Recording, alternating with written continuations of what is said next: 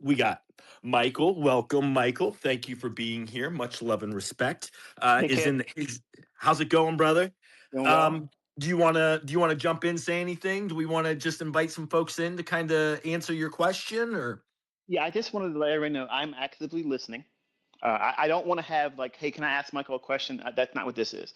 right? I want to listen to all of you. I want to hear all of your opinions. I want to hear what you thought about what I suggested today as a maybe a future problem. It may not come to pass. It may not ever exist. But I have a genuine concern for everybody else's viewpoint. I'm listening. Everybody that's going to come up and talk, I'm listening to it, and I'm hoping I'll get some interesting feedback from it. You presented several problems that we're dealing with within this world, dealing with food, energy, water, music, the nature. There were a lot of I think I'll be as well curious to hear feedback from the community from the impulse of what you've said.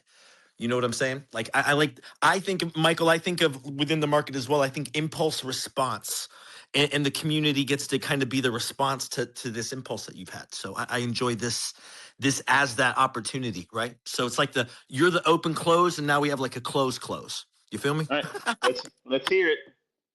Right on, right on. We'll start with Market Oracle here. We got a bunch of folks here. Pretty please be patient. Pretty please do me a favor. If you have a question, if you have a comment, the comment section is there. We will read the comment. We will push it there to the top as well. We got Jay Winters in his house. Market Oracle, go ahead, jump in. ICT Titan as well. Who else do I have here? I mean, Candace, who else do I have? Josh, I would love. I need. Let me see if I can't get a little co-host help over here. Throwing it out.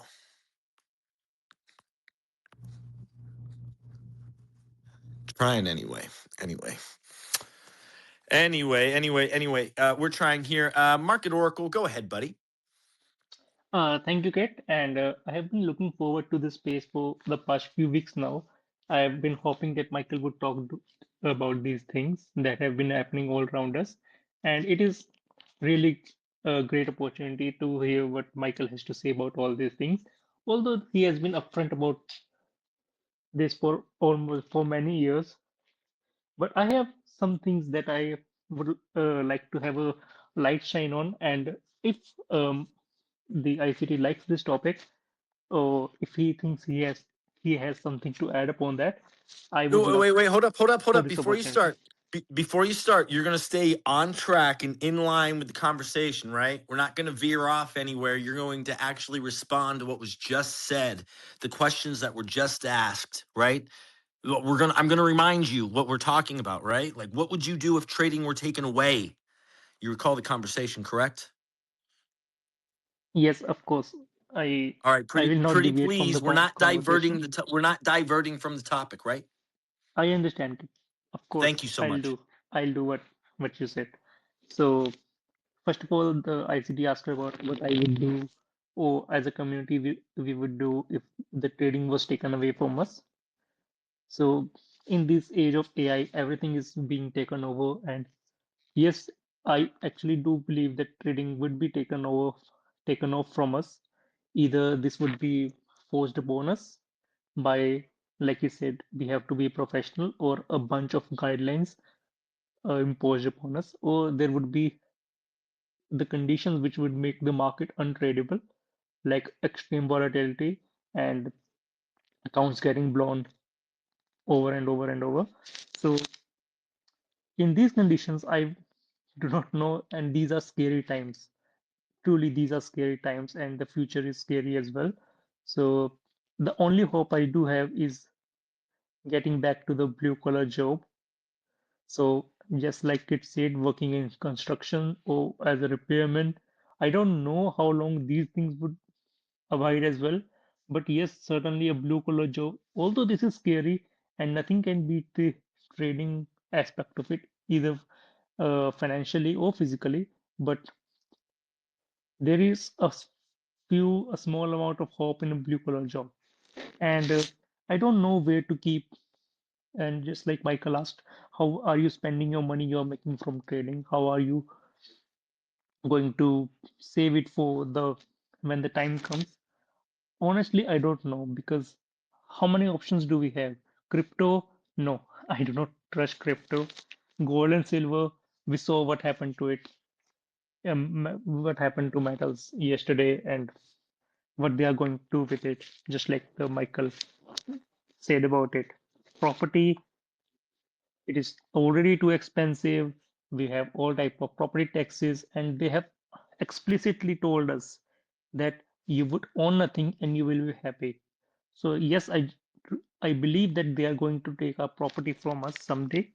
This is in the last next 5 years. No, no one can afford property right now, and in the next 5 years, I don't believe it's going to happen. It's going to get better. What are you going to do? Are you going to keep cash? Inflation would eat it away, or worse, the digital currency would take over, and you're not supposed to keep cash with you. What is left? Stocks? Are you going to park your money in stocks? Whatever you make from trading? We know stock markets are going to be extremely, it is at a insane level right now. So I don't feel comfortable parking my money in stocks. So I don't know what would happen in future. I mean, you And make a great point. And Market Oracle, I want to jump in here real quick and add, and it was talked about previously. I mean, I'm not sure if everyone understands. We had a black swan event yesterday. I mean, what was occurring in the markets across multiple assets, the explosive parabolic growth within cap X, within value, within cost, was so explosive, so parabolic versus what happened. And I think it was very good. And I want the community to understand as well. I mean, this idea of taking heed in the metals market. I mean, there are, and I've been at the front of, and one of the reasons why I did not have Trader Roundup yesterday is, I mean, yesterday I can tell you I am around a lot of folks. There are folks that made a lot of money, and there are folks that lost a lot of money in the market yesterday. And I don't know if people really realize what we're talking about, right? Like, I mean, you could be a very, very well capitalized trader, and you can be positioned in the metals market the way we were yesterday. And if you were not positioned correctly, you could have walked out of yesterday in some serious damage. And I think one of the things that ICT, what Michael has brought to everyone's attention, both from last year within speaking directly to the community, directly to us, within his spaces, within coming here, within sitting at the dining room table is this volatility is coming. And I mean, I can tell you, I've known Michael since April 18th. It's been 33 months. I went back and looked up through my email, but it's been 33 months since Michael got to meet me, and I got to kind of talk to him about the story. I've known Michael for a really, really long time, obviously being a student, but us as kind of a community and the catalyst of coming together and who and what we are, and the sense of urgency.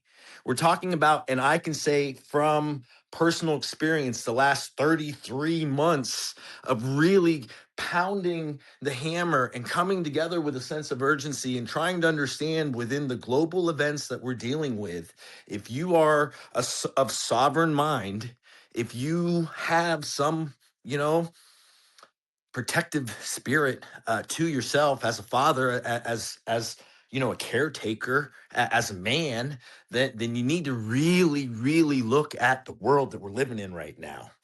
And even these markets, because these markets, as good as they are and as the opportunities they are so huge, that they can also be extremely dangerous, and they're very, very volatile. And again, you can be, and a lot of us are not, but you can be a very well, and I can tell you, I am surrounded by very good traders. You can be a very well seven-figure position trader walking in these markets, and you can lose it all on a day like yesterday. Okay. So I didn't do a trader roundup yesterday, and I want you to know I was around a lot, and I'm around a lot of traders, and we're talking about real implications of what's happening in the markets. And there are some very, very good things that happen, right? But there can also be some very bad things. And if you can slip and fall, and if you're not careful, these markets are unforgiving, and the margin call is not. It comes a knocking. So the sense of urgency, Michael being here, you being here, us, the community coming together, really understanding. I mean, there's going to be black swan events, AKA yesterday. Okay. You don't drop 30% in a single asset class. You don't drop $1,500 in an asset class in hours and that not be considered a black swan. Where did these trillions of dollars go? As traders, as speculators, what? I mean, and we are not feeling the effects of it the way a lot of the real players are. But we get to be players in this market for now. And that's the other great point. And getting back to the point, I apologize, I digress, Michael. But I too love to kind of communicate a little bit here because I believe so strongly in the sense of urgency in picking up the assignment. Why are we here? Why are we doing what we're doing? I can tell you why I'm here, and that's because over the years listening to Michael has implored us, the community, to step up. He has asked us to do what we are doing right now, to coalesce, to come together. He has asked, we are following the assignment. That's it. We're following the assignment. All of us that are here, that are stepping up, that are here on the weekends, that are listening, to engage, to participate, to provide our 2 cents, we are following the assignment, right? And I get to stand loud and proud and say, yeah, I got the gray beard and I'm doing it too. So anyway, we're here. The conversation is, what would you do if trading were taken away? Let me chime in, Kitt. Yes, please. What's going on? How you doing? Good afternoon.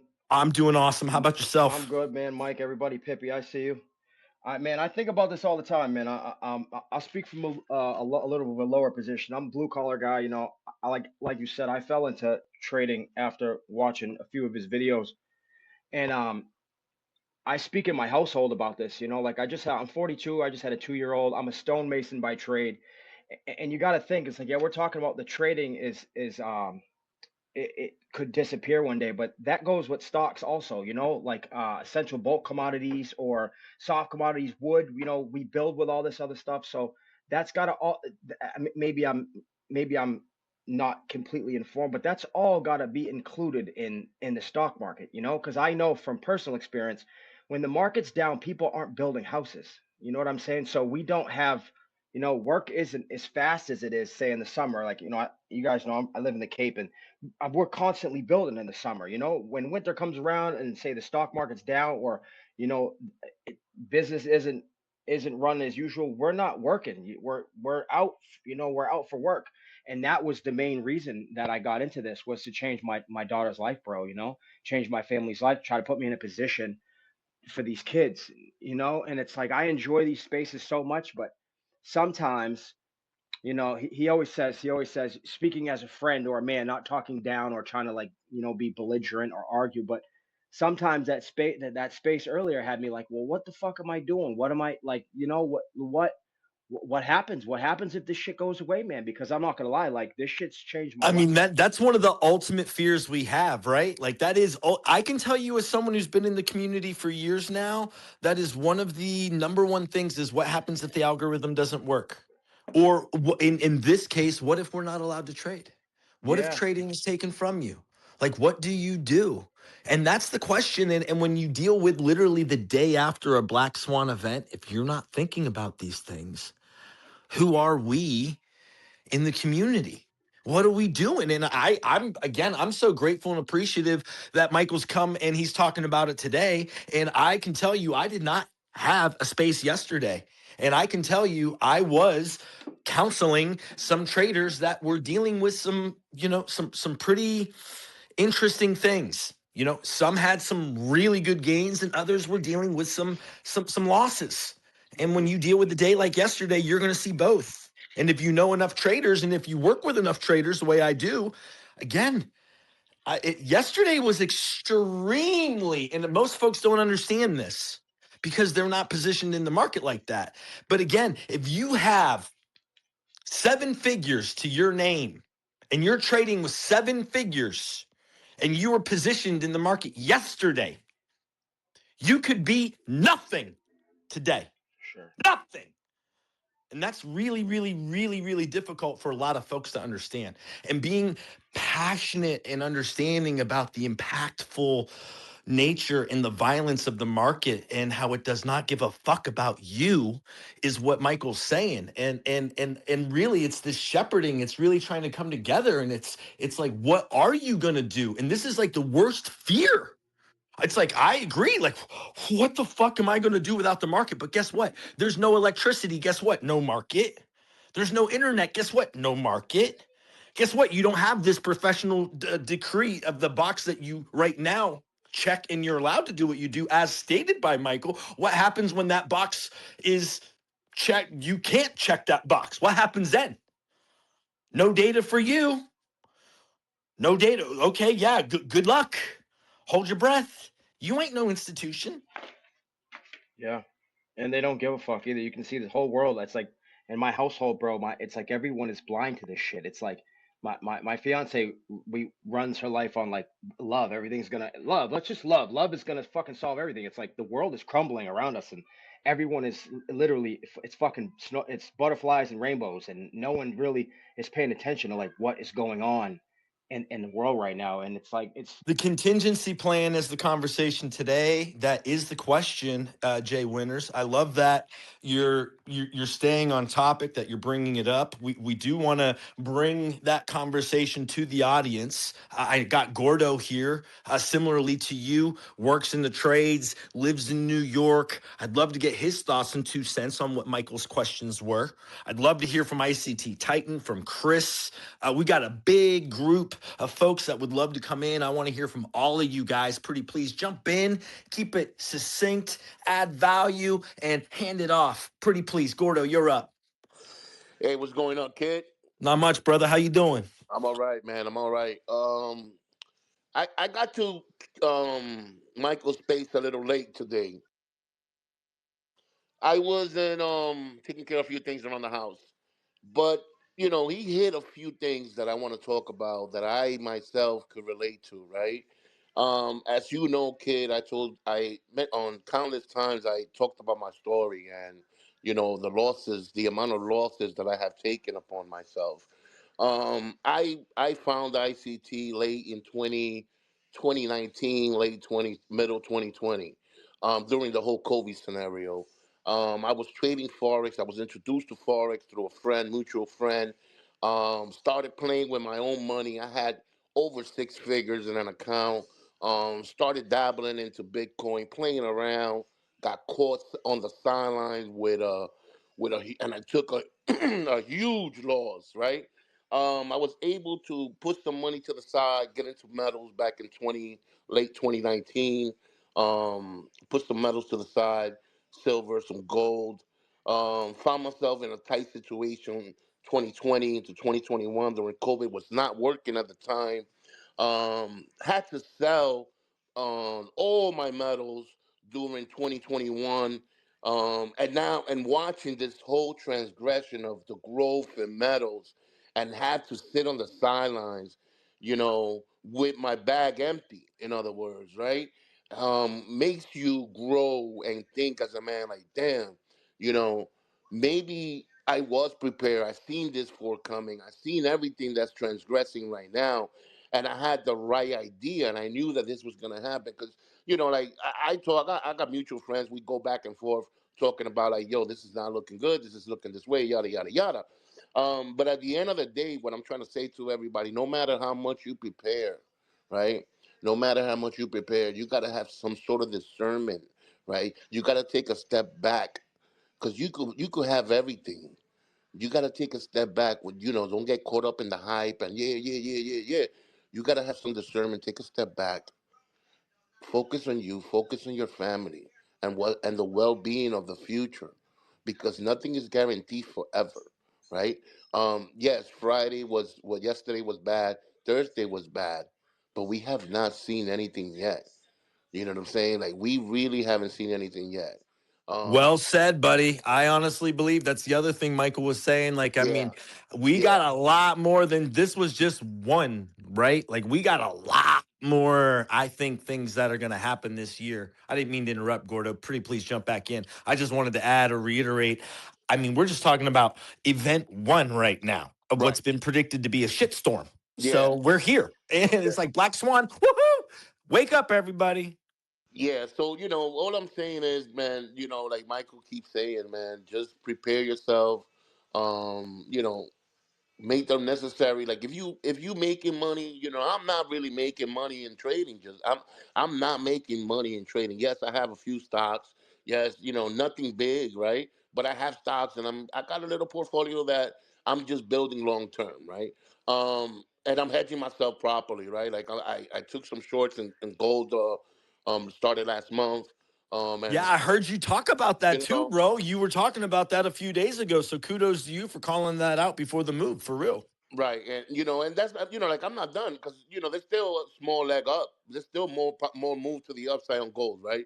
Let's Yeah, see, I'm. let's see what happens, right? Let's see what happens. Michael's. We'll talk more about that Right. later. I mean, I will say, and Let's within my not spaces digress, in the right? future, I trade the commodities and I trade the metals. So I will be talking in the future, not now.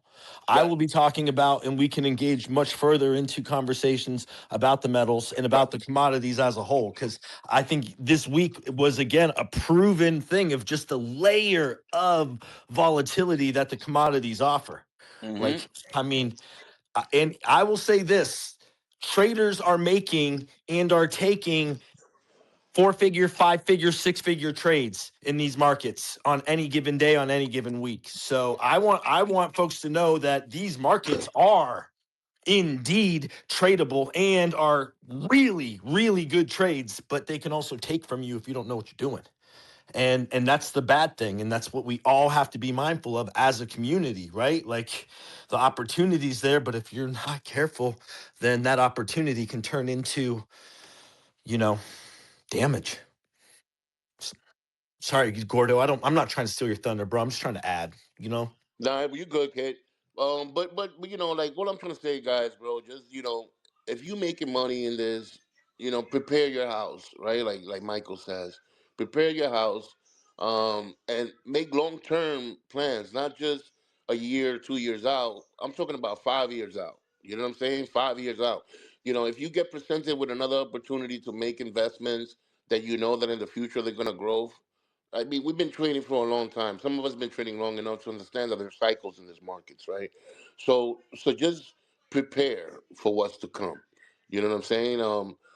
And this is just from a point of view of a guy that had to sit on the sideline, like I said, for the last three years, now going on four, right? And see everything, go mature into what it has matured to, right? And not able to show anything for it, right? So because of some bad decisions that I have made in the past. So all I'm saying is prepare, get your house in order, and just be careful out here, bro. And I don't think that the market is going anywhere. It's just gonna it just and I also learned something this year, going trading and alongside ICT, alongside the community, and it has taught me that I need to learn when to stop. We need to learn when to stop, right? Because that is the most important thing. If I could read the market and I'm in a market making buy model from April all the way to October, why do I need to trade anymore? I am done. I should be done for the rest of the year. Sit on the sideline. Yes, opportunities are going to be presented. So I don't need to do it every day. You know what I'm saying? And I thank Michael for that because, he's always taking vacation. He's always taking a break. And if he thinks that I don't see that, I'm seeing that, Michael. And I appreciate you for that. And I love the community. And thank you to all. AK, thank you, kid. Bro, I love that you make that point because engaging and disengaging with the market, and I think what's been said and what's being said is, and I mean, this idea of mega trades, man, the idea of mega trades, and again, I'm going to speak from experience because I work with very intimately with some traders that again are well positioned in the market, and when you talk about wins and losses. when you have some big wins, you got to know how to just step away and absorb those wins, because you're going to be dealing with some of the worst losses come after your biggest wins. And I'm telling you this from experience.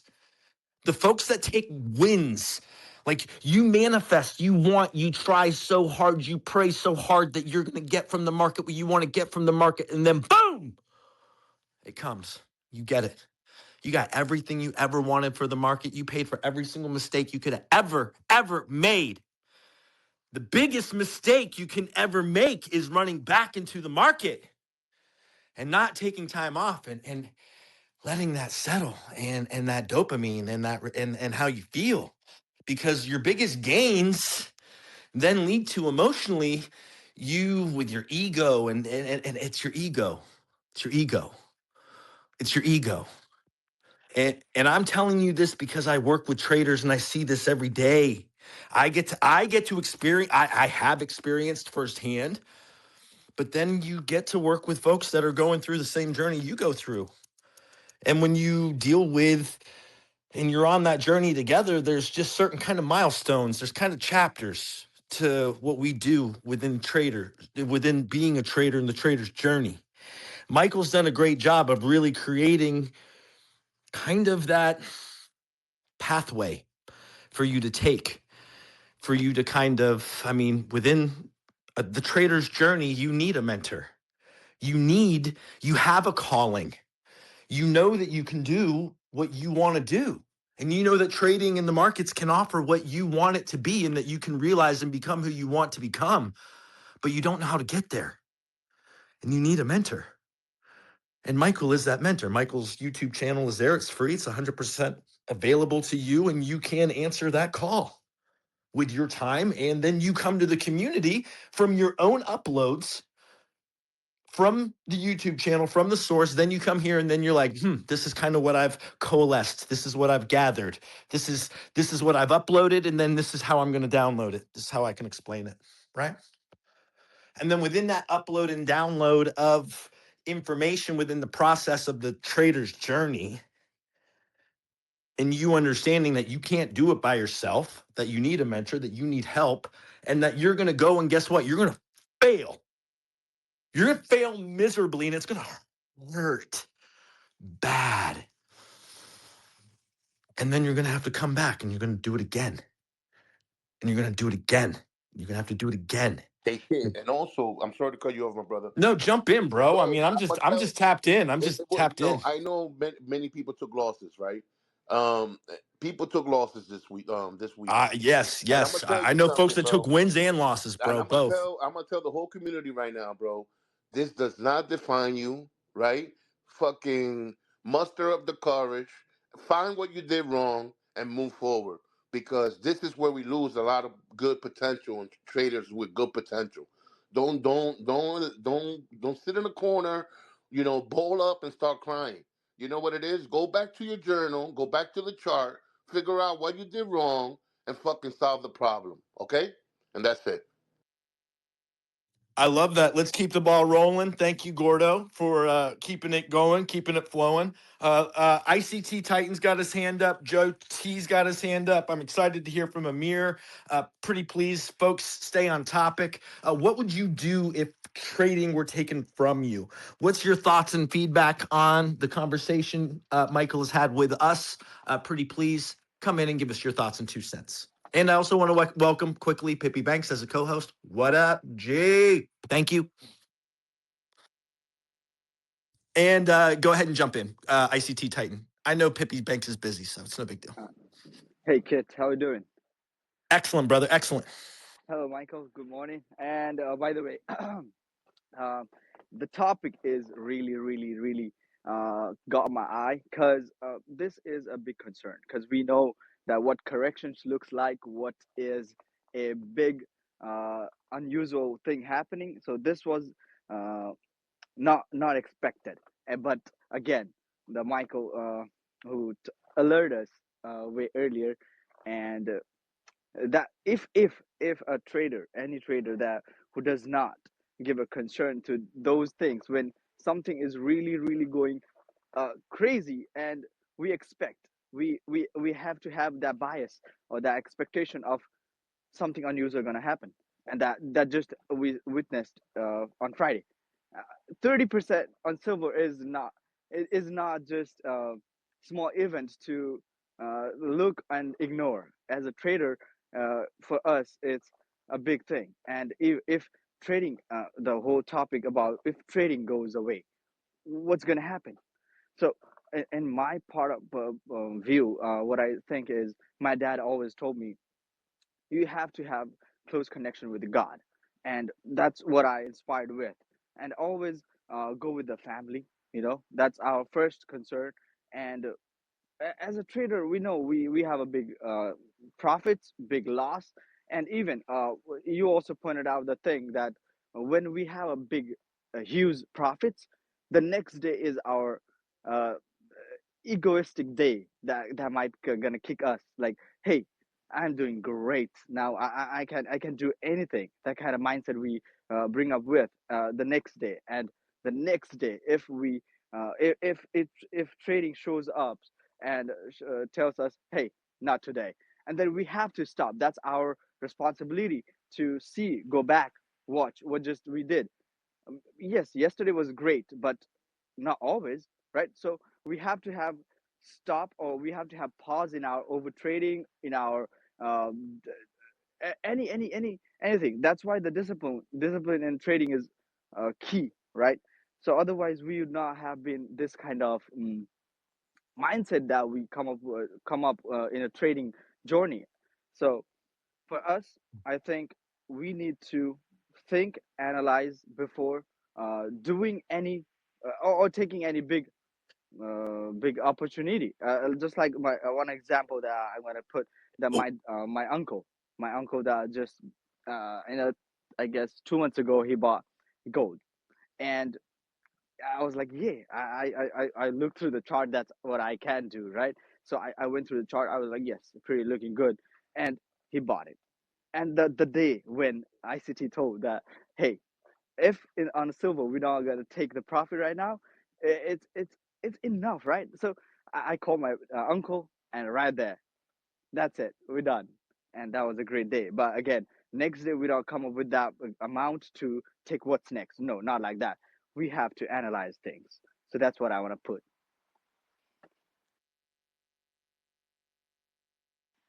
I like that. I like that. I like that. Thoughts and 2 cents. That's very good. Let's keep the conversation going. Keep it flowing. I got Amy here. I got Amir here. ICT Titan. Thank you. That's great. Great thoughts and 2 cents. We got lots of folks here. So I want to say thank you very much for your thoughts and 2 cents. And I'm not Sure, trying to jump past. I'm just trying to be inclusive, if you don't mind. Okay. sure, sure, sure. All right. So that's all I'm trying to do here, bro. I'm excited. Okay. We got a lot of folks here, and I'm trying to get to other folks, but I don't want to like railroad through your thoughts and 2 cents. But thank you. I feel like you added some value, and we want to keep it going. All right, brother. So with that said, Amy, if you don't mind, your thoughts, 2 cents on conversation with Michael and the question about what you would do if trading were to go away. Well, thanks for having me on, and I'm going to give just a little context. So, Pretty please. I came into trading in 2022, and in 2023, well, and I don't follow very many people on.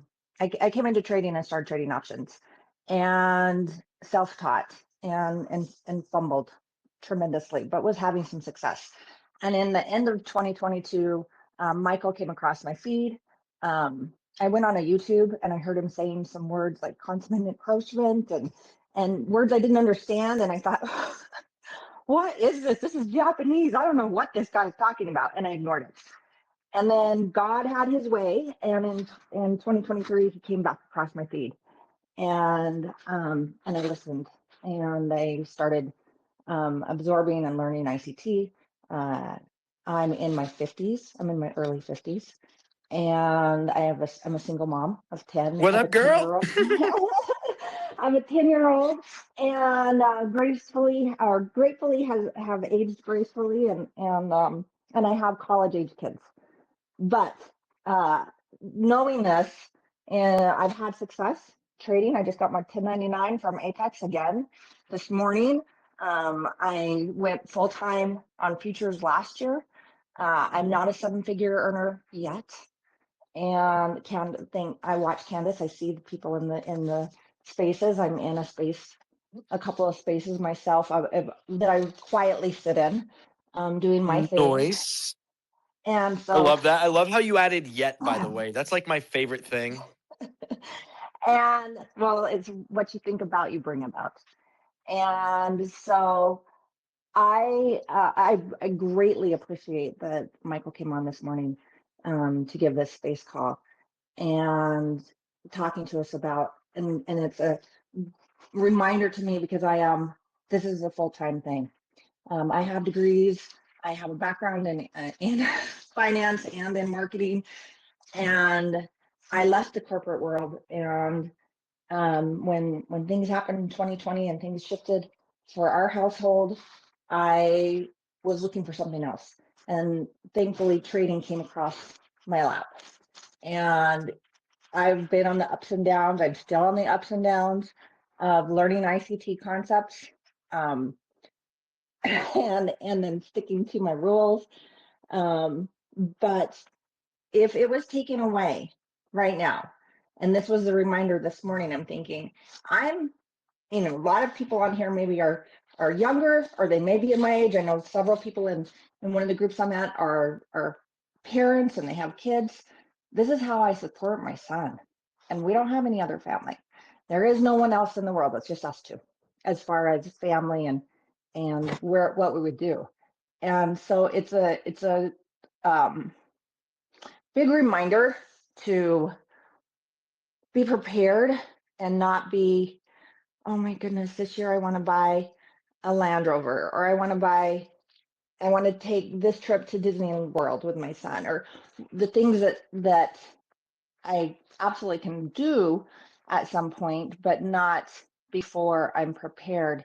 That if trading goes away, because we watched yesterday, and if you were in the market yesterday, you knew those candles were big, and I was trading, but they if it was to go away and halt, and we couldn't trade, and some of us who were in last year, and when the tariff news came out and the prop firms halted us, because I trade prop, they said, hey, the swings are too big. It's gone down over 5%. You're not allowed to trade now today. And that was a rough couple of days. Well, I imagine if they're swinging really big again, we're going to experience that again. And while I have a small buffer, I definitely don't have 9-10 months buffer. And am I prepared food wise? I'm getting there. I've listened to his space calls. There's some of the things I've gotten prepared for, and I think it's a good question to ask. Well, what are we going to do? Because as far as being in your 50s, it's not like I'm going to go enter the marketplace and compete with people at this point, even though I have great experience in my field. What am I going to do to support myself besides getting prepared today? The And daunting task of preparedness is what I'm hearing, right? yeah, and also to prioritize it, because we do get caught up on, okay, now I want to go to Hawaii, or I want to go to buy this thing, or because you get a little bit, I don't know, numb is the right word, but when you're seeing the numbers come across, you don't think that used to take me a whole entire month to make. and I just sat down in a session at my desk in my home with my 2 dogs and my 10-year-old in the other room, and I got to do that all here and then go about my day. And We do get numb to it, though. We do get numb to it. Traders, I think it's impossible for a trader not to realize that's what happens over time. And that's why stepping away is so important. That's why having a life outside of trading is so important. That's why I believe the conversation, not only out of necessity of what if there's no power, what if there's no internet, what if there's no allowance, what if you are not actually capable of trading the markets, what else do you do? right, and I'm not saying this to anybody on here that's newer to give up, or that this is doomsday, but because we don't know when it's going to happen or if it's going to happen, but they've No, talked. it's a contingency, right? The whole Right. idea of wherewithal, I think it is important. The daunting task of preparedness is, I take that term kind of to heart from the conversation. And that's kind of, to me, that's kind of like the reverberation that's kind of what I'm hearing, even from you, what your response is to what Michael had said, and then even like my own thoughts and feelings from everything else I've heard, right? It really is a daunting task to get prepared, to be prepared, especially if you're not. Especially if Exactly. you're not. Well, and like I said, you get numb to it and you're like, oh, well, I can just go in this next week and I can make X amount of money and we're fine and the bills will be paid. But what if it is months, not just a couple of days? Because it was only a couple of days last year when the tariff news came out, where the prop firm said it's gone over 5%. NQ is what I typically trade, and you're not allowed on it today. And you have to say, okay, I'm not allowed on it. Can't do anything with this. And even if you're going in with the smallest leverage, can't come in. And what do you do? I think, starting with the props is getting your own account. And I have a small one building on the side. I haven't traded it at all this year. I've been waiting for the markets to get out of the range and clean up. As Michael points out several times, that prop firms, the mentality is it's not my own money. So it's like, well, if I lose this account, what is it? 50, 70, $80 to go get a new account is not the same as this is my $10,000 that I just blew because I was in gold or silver and the moves got astronomical in the last couple of days. And that could happen in 1 minute, right? That could happen in a 15-second candle. That's the crazy thing. I can tell you, if you trade a mini contract on silver on the 15-second chart, that could be, a monthly salary for folks. That could be a lot of money, of real money. So not prop money, not sim money, real money. Right. So, And I I mean, mean, and there's a random. I was watching when I came into chart yesterday morning, overnight in Asia, there was a candle, I believe at 7:33 p.m. There was 100 point, I trade 15-second as well, 100 point 15-second candle. And and it was wicked.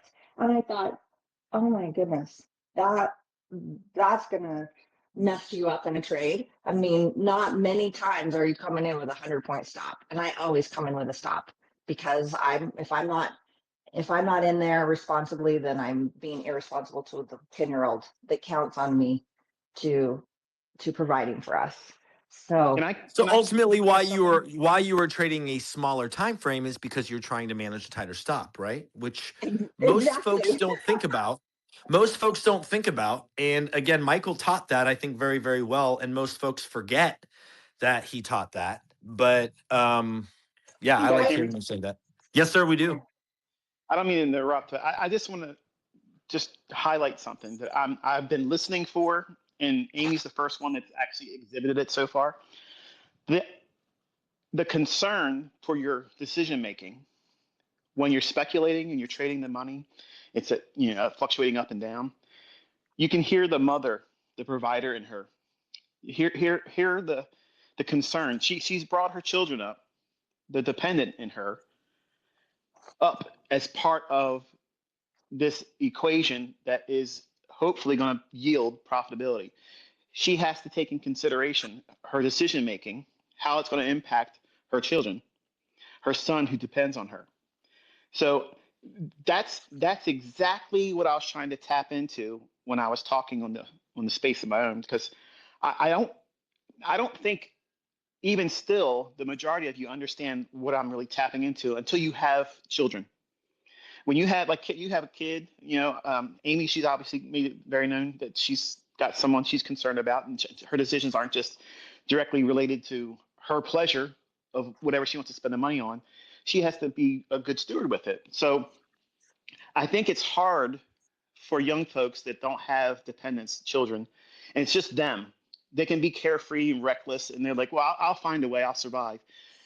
And I don't want you to be lulled into thinking that way, because if things do get harder, and by all indications, it certainly looks like it doesn't look like it's going to get any easier. So it's good for us to prepare for that. That way, if it doesn't happen, at least we prepared ourselves as best as we could, both physically if possible, and also psychologically. Because if you go into the market thinking, well, it's going to be easy, it's going to be an average daily range of whatever the average daily range is over the last 7, 5 days, 10 days, and then you have a day like yesterday in your market. It may not have been silver, for the next time it happens. It may be it may be euro dollar, it may be pound dollar, it may be yen, it could be whatever you're trading, oil. Okay, if they start dropping bombs in Iran, it's going to cause oil to go crazy. And you don't know when those bombs are getting dropped. You just find out after it happened. And what are you going to be? You're going to be like, well, I knew it was going to happen. I was long crude oil. There it is. And it's easy for us to lull ourselves into thinking that we're so smart, that we're so tapped in, that we know what the market's going to do. We're in the groove. We have that OODA loop. We're in that. We know what we're doing. We know when we're going to do it. We know why we're going to do it. But you have to be aware of the risk. And I'm so thankful, Amy, to hear you talk the way you did, because, yeah, you mentioned the good things about what we can do with the money when we make it. We can go on vacation. We can buy this. We can buy that. But also, the risks involved. What happens if it doesn't go my way and I have to still take care of this son? Like, I still have to do this. As much as I want to put more leverage on this trade, as much as I want to try to make more money over here or there, is it still within the guidelines of what I'm willing to absorb as risk, and it doesn't destroy me? I can still come back from it if it's wrong. I just wanted to come in and just make a mention of that, because I'm thankful that you're tapping into that, Amy. Oh, thank you. That's something that is in the utmost, and it's easy still to not. I shouldn't say it's easy. It's getting better, but it's still easy to fall back into old habits of, well, if I just had X amount on, oh my gosh, that would just have done this for us this month or this year even. Because yesterday was in gold and silver, and I actually had talked this week. I went into silver this last week on one trade, and literally within seconds, I was down $1,000, which I do not usually have $1,000 stop. And I was on this because of how I had come in, because I placed my stop where I believe it should be, if I'm right on the trade, not where the money is. But and then it came back out my way, and it was headed my way. But I was so distraught by how fast it went down in the amount, I just closed the trade, barely above from profit, and said, I don't want to touch silver. That's too much of a swing. Yeah, the VIX, if there were this volatility metric on the commodities, again, as someone who trades all of them frequently with a lot of other folks who do as well, has been off the chain bananas. And that can be very, very bad and very, very expensive for the uninitiated, the inexperienced. Right. And that's what I want to, and that's why I wanted to remind that I've been trading for 3 years and I'm still on my journey. I'm not where I want to be, and I still have a lot to learn, but and going back to on the 15-second chart, I have on my other screen, I have the 5 and 15 always up, looking at the 1, 2 before I come in on a 15-second entry. I love that. That sounds very, very classic ICT of you. Yeah, Multi-time frame, very, very, very well studied.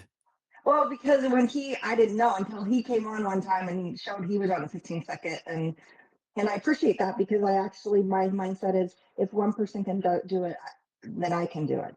And so then I upgraded my trading views so I could see the second chart, and took a lot of time of back testing and then watching and practicing before I just jumped into the 15-second chart, because a lot of people talk shit, and rightfully so, because a lot of people who don't know will try and trade it. But once you do know how to trade and you are utilizing the skill set correctly, as taught by Michael, I believe wholeheartedly, when you're managing risk and capital in these levels and these candles, the way they move, that entering into and onto a much smaller fractal is a great way for you to engage into these multi-time frame moves, right? They could just expand into, you could imagine, and I've done this quite frankly, being on a 15-second chart and expanding into like a daily move at, the percentage moves that you can get within the volatility that we deal with within the commodities.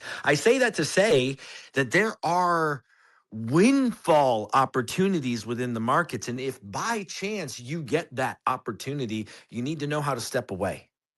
And I Right. just want to remind folks of that one more time, because you're going to be dealing with windfall wins as well as losses. And you have to know where and how to kind of calibrate that in the few occasions of a year that they can happen. And yesterday was one of those very few occasions within a year where you're dealing with, again, a black swan. We're dealing with one of these major yearly kind of pivots that we got yesterday, right? And it was a really, really big deal. Well, Very, very impactful for some folks in their accounts, right? biggest move in silver since 1980. 1980. I mean, that should tell you it does not do that No, often. that's called a black swan event. I mean, that's Michael tweeted it. And again, that's the cognizance of being here on a Saturday, the day after. And again, I feel great. And why I didn't do a trader roundup yesterday was I was still in a very raw space, working with as many traders as I do, dealing with what had happened and dealing with some folks being very happy and other folks being very sad, and really the state of the market, right? That it's a very, very, I mean, depending on what side you were on, a very good or a very bad situation. And days like yesterday are the few times where it's really going to matter, because you're getting caught with your pants down, proverbially, in a black swan event. You don't have that type of movement in that quick of a time on these charts, right? So I Exactly. agree, and And it's scary, but it's also, again, it can be very, very good. And if by chance you get that windfall, guess what? Step away. Step away, exactly. walk away, and be happy and get prepared, right? And then come back and maybe look towards, another position. I really love how Michael talked about and has been talking about with us about the topic of mega trades. You don't have to be in the market every single day. And I'm not saying that we're just sitting here waiting for home runs, but there are times where you could be on the right side of some of these trades. Just like there are times where you can be on the wrong side. And the point is to know that if either one of those occur and you are engaged in that, then there's a pretty good chance you should be stepping away for a period of time to recalibrate from what has just happened. That's what I come back and I'm going to say and continue to say, because I personally get to work with and I understand folks who were impacted by yesterday. Okay. So, and again, in a positive and negative way. And I'm not talking about a few dollars, okay? We're not talking about a pretend sim, maybe get paid out account. We're talking about big dollars in the market, right? Well, there were people wiped out yesterday, and it's sad. If you're in this space and you lack the empathy, because when you're winning, somebody's losing, and you got to remember that there's two sides to this coin And always. The zero sum volatility, thing. volatility is really good until it goes against you, right? Until the margin call is knocking on your door, right? Exactly, and I'm just I love saying. volatility until you're in that candle that all of a sudden came down 100 points, but you were right on your trade, but it just knocked you because your stop didn't stop, like Michael says, it didn't stop where you put it. It flushed down and it went larger, and you're like, oh wow, why was I in on X amount of contracts with this kind of volatility? And getting back to his point is just using the discipline and the mindset of for me, as I've got a family that counts on me to make the best decisions I can every time I click on that button. And I actually have my picture of my son at my desk, and a little he's made a hand print, and it's about an inch by an inch of his hand when he was in first grade, and I keep that there to help me remind me, who am I doing this for? Because it's easy to get caught up in the big swings. But and then lastly, because I know other people want to talk, is just this space, because he had said, Michael had done some uh, definitely in 2023 when I first listened to him about being prepared.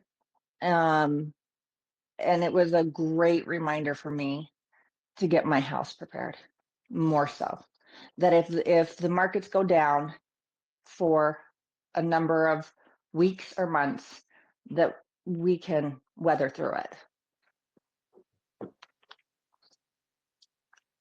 Excellent point. Excellent point. I love it. And very, very true. Very, very true. We got lots of folks here. I'm loving the conversation. I hope you're loving it too. Thank you, Amy, for your thoughts and 2 cents. We've heard a little bit from Gordo. I got my boy Pippi here. I got my boy Maxor. I got Amir Trades in his house. I'd love to hear from him. Johan had his hand up with some comments. I'd like to hear from him. If you, the listener, would like to engage, pretty please give the space a push it out, pretty please. Give it a share if you don't mind, just so more folks can give it a listen and get to know Trader Roundup. So pretty please, if you're listening, it's up to you. Give us a share. Thank you so much. And we'll keep the conversation going, keep it flowing with hands up. Johan in the spaces. God is good. What's going on, buddy? Hello. Do you hear me? Yes, sir. We hear you fine. Okay, so I don't really get why Michael thinks that they will take the trading from us, because they are profiting of the marketplace and they need us to be on the other side of their trade. Yes, I agree. And I don't think that it's that the market is going away. It's you being prepared.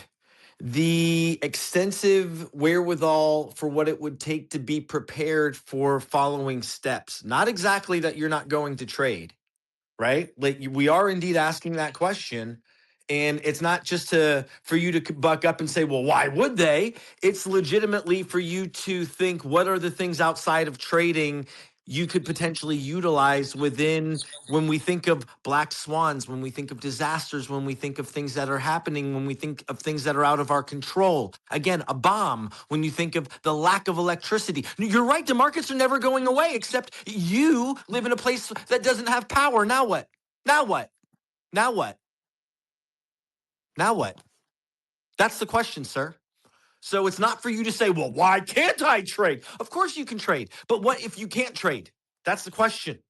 Not are the markets going to somehow go away? They're going to go away for you.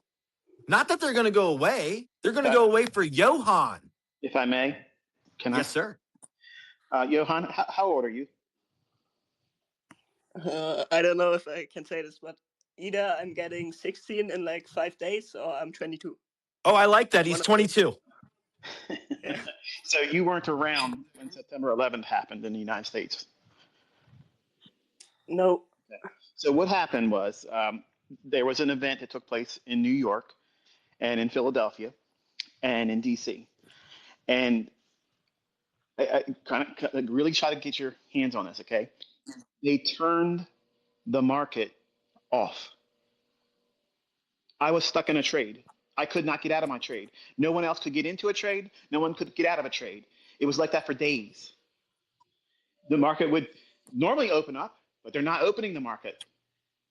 So I understand if you're young, if you're relatively inexperienced in terms of life, you didn't see these things happen. I lived through it. A lot of older folks lived through that, even whether they traded it or not. And I'm suggesting to you that because of all the things that's going on around the world, it's not out of the realm of possibility that they disrupt trading like that. What do you think would happen? What do you think would happen if a small tactical nuke went off on Wall Street? Do you think they'd be able to start trading right away next week? No.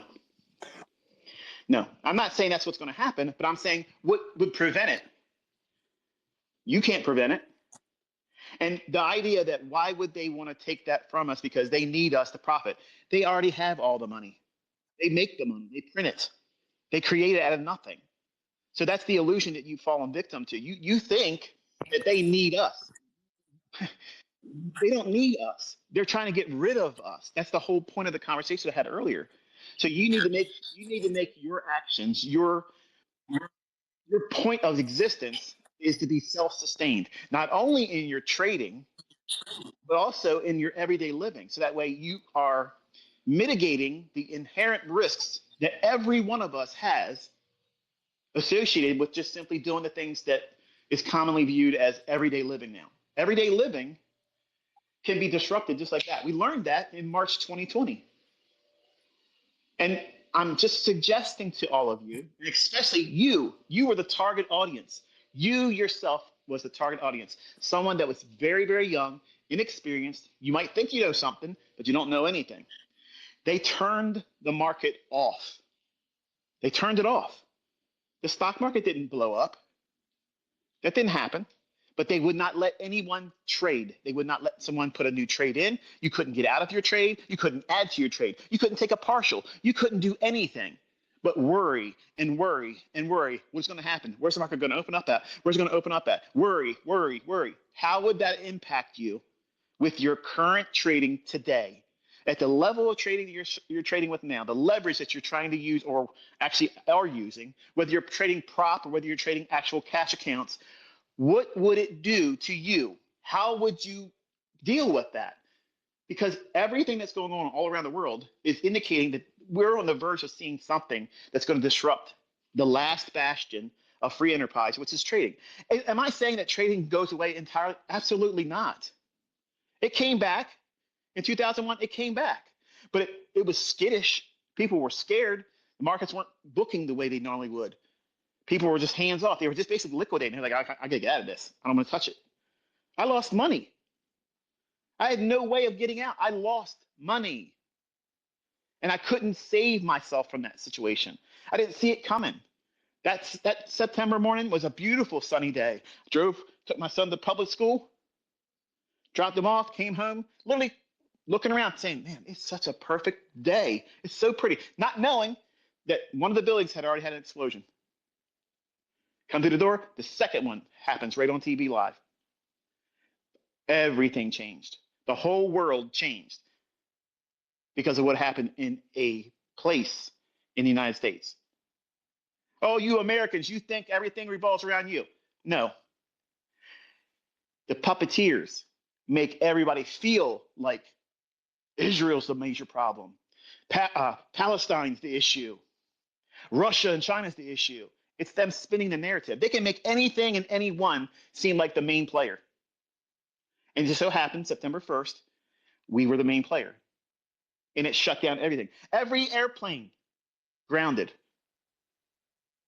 And you think that this is out of the ordinary with all the things that's going on, all the crazy town level stuff that's happened in the last 6 years.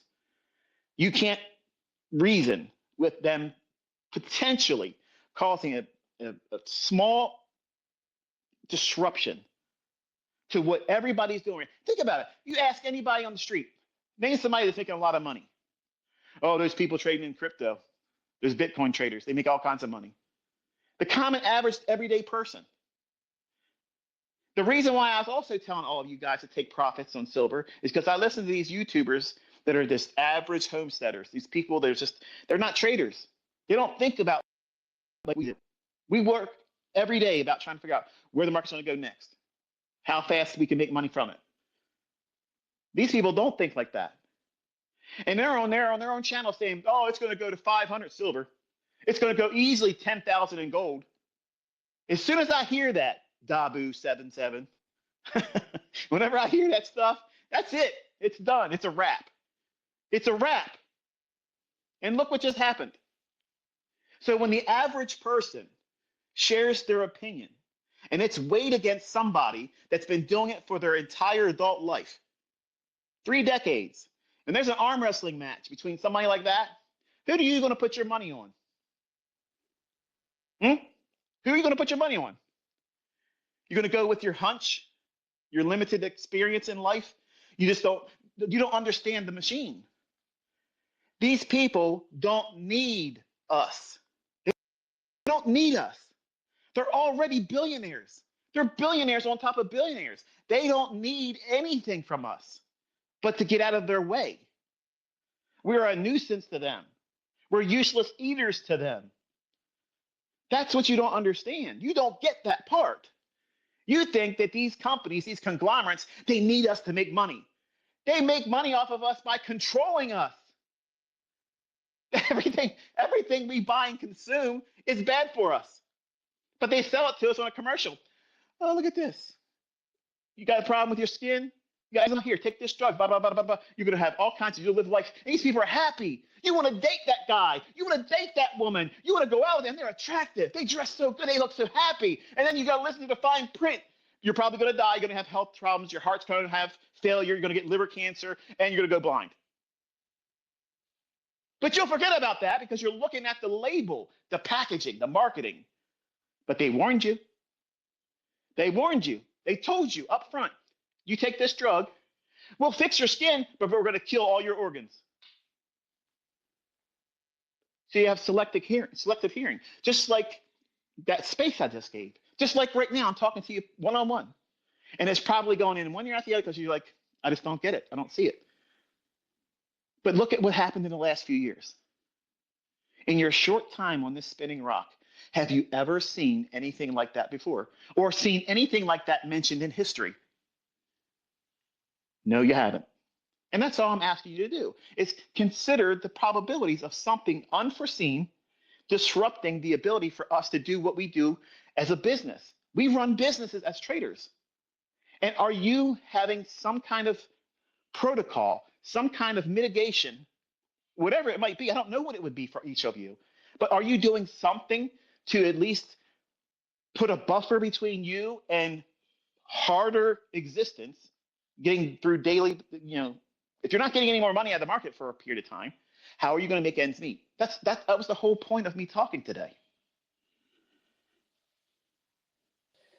Okay, but would you think it would be better if somebody exposed them? Like if somebody would lay proof and everything? Because that would cause a lot of chaos. But at the end of the day, maybe it's worth it. What is your opinion? Did you listen to the entire space I did? Yes. I said that they're literally doing everything in our face right now. Yes. They literally are mocking us. They're laughing in our face. They're literally stealing elections. Presidents are going up there doing illegal things. Dude, we're going in other countries, stealing their commodity and then putting it in their personal bank accounts. And the people that voted for him think there's nothing wrong with that. That's lawlessness. That's lawlessness. You got people kicking in people's doors. We have a right. We have a right. You can't just come in my house without a warrant. You can't do that. I don't give a shit who's in the other side of that door. You don't have a right to come in. Have a warrant. But people are saying, yeah, fuck the Constitution. Fuck our Bill of Rights. We got to do everything to be safe. Just the same bullshit that they spat out on September 11th, 2001. I was ready to bring up everybody. Make the Middle East a fucking parking lot of glass. That's exactly what I wanted to see happen because they said that's who did it. I was all in. Let's nuke the shit out of those assholes. Let's get rid of all of them. I bought the bullshit when it first came out. I bought that. I believed the bullshit. At this point, they don't give a fuck. What you think, what you believe, they don't care. They don't care. It's right in your face because what are you going to do about it? They've already proven you can't vote them out. You can't do shit. You can't do shit. So what are you left with? How can I shore up my own house the best way I can and live a gray man lifestyle? That means I'm not going to go out there in the streets and draw attention to myself. I'm not picking a side. My side is my fucking family. My side is who is dependent on me. That's it. I could give two fucks about what these fucking politicians are doing because I can't change it. I'm not voting for them. I'm not giving a fuck about what they're doing. I just know that as long as I have a buffer around me, and I'm not trying to cause static, I'm not trying to get outside of my fucking lane. All I'm trying to do is talk some common sense to all of you because it's so easy to get wrapped up in everyday living and either become so scared and lose your mind over like people still riding around with diapers on their fucking face with the windows rolled up in their car. They're the only people in the car and they got a mask on their fucking face. What are they hiding from? The fuck are they doing? They're warped because they bought the bullshit. And that would have been me in 2001. That would have been me. I don't think that way anymore. I see what it is. And you're talking about, well, maybe somebody's exposed them. They've been exposed for years. But nobody gives a fuck.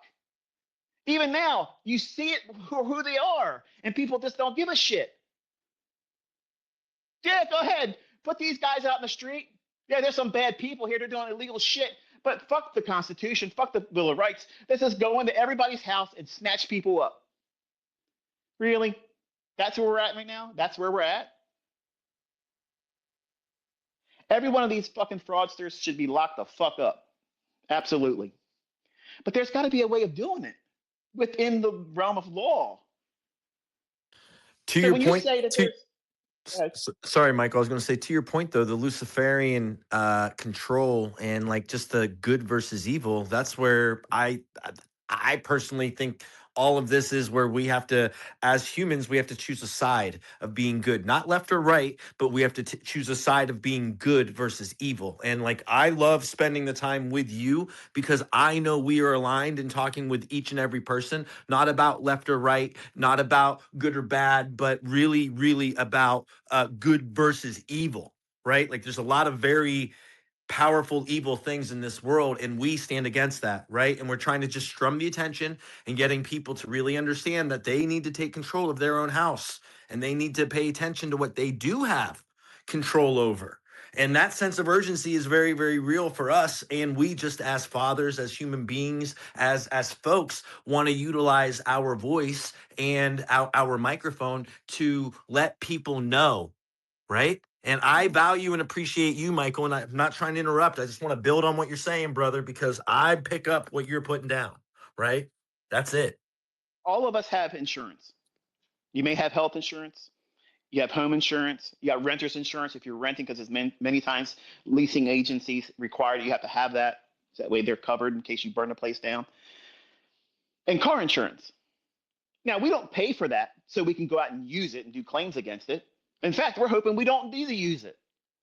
I'm asking all of you, do you have a insurance policy that you yourself are going to cover? Nobody else covering it. It's CYA. Cover your own ass. Are you in a position right now where you're wasting your resources, you're wasting your fucking time trying to get people to love you on the internet, and you're making money, but you're doing all the wrong things to get clout, attention, dopamine drops, and oh yeah, hook me up to another dopamine drop. I'm gonna get worshipped online today. Someone's gonna like me today.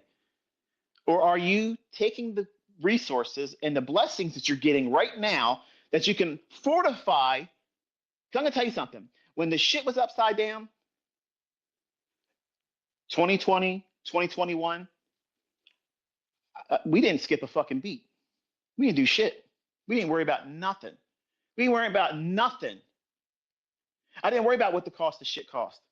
I didn't give a fuck. My friends and family didn't have to worry about it because I got them. I got you. Don't worry about it. I got you. Because I had planned all this shit years in advance. If I wouldn't have done it just because I had money, when you went to the store, there was nothing in the fucking store. People buying fucking cartloads of fucking toilet paper like you could eat that shit. I had already stocked my house up with fucking toilet paper, a whole year's worth of toilet paper. I didn't just start buying toilet paper because the fucking people were falling out dead in China. I planned for that shit. Just like when people see bad weather coming. Snow's coming. What the fuck do you just say, snow? Go to the store, buy all the milk, buy all the eggs, buy all the fucking bread, because there's no more chickens. We're never baking bread anymore, and cows stop delivering milk because it's going to fucking snow. People are creatures of habit. And some of the replies I get when I talk about these things, I had paid members that I was just sincerely pouring in concern for them, saying, listen, something really bad's coming, and you just make your house ready. Buy some non-perishable food. You're going to eat it anyway. You're going to eat it. I'm not asking you to go fucking waste your money, but buy shit you're going to use. That way, if you can't get to the store because maybe shit town comes to your neighborhood and it gets dangerous, do you want to go fucking grocery shopping in Minnesota right now? How the fuck do you feel about going to the Walmart? You need some bread and milk? It's going to snow. Where are you going to get that shit right now? Amazon ain't coming to your fucking house. So you got to think, how can I make my life less stressful? How can I have a wall of mitigation keeping the majority of the bullshit within my reason, within my capabilities? How can I put a buffer between all the bullshit that's coming? And if it doesn't come, guess what? My grocery bill is fucking cheaper by the way I did it. You're saving money. You're not wasting it. I had so many fucking people email me. I'm so glad I listened to you because we couldn't get shit. And I had to give the extras that I had to help my friends and neighbors because they couldn't get it and they didn't listen. But they were so thankful. They were well prepared. Come on, man. When you haven't had it happen to you yet, it's easy to walk around thinking, it's somebody else's problem. It ain't going to happen to me. It's not going to happen to me. And the younger you are, the more likely you think that way. I would have been thinking the same damn way at 20 years old. If I would have heard this guy talking to you right now, I'm like, get the fuck out of here. Get out of here, dude. Get out of here. You're full of shit. But I grew up. I had a family. I watched what it's like to care about someone other than myself. Right now, all of you just give a fuck about just yourself. And you can't see past that because all you care about is yourself. You're young. You're selfish. And that's normal. That's a normal thing. That's the frailty and silliness of youth, the foolishness of youth.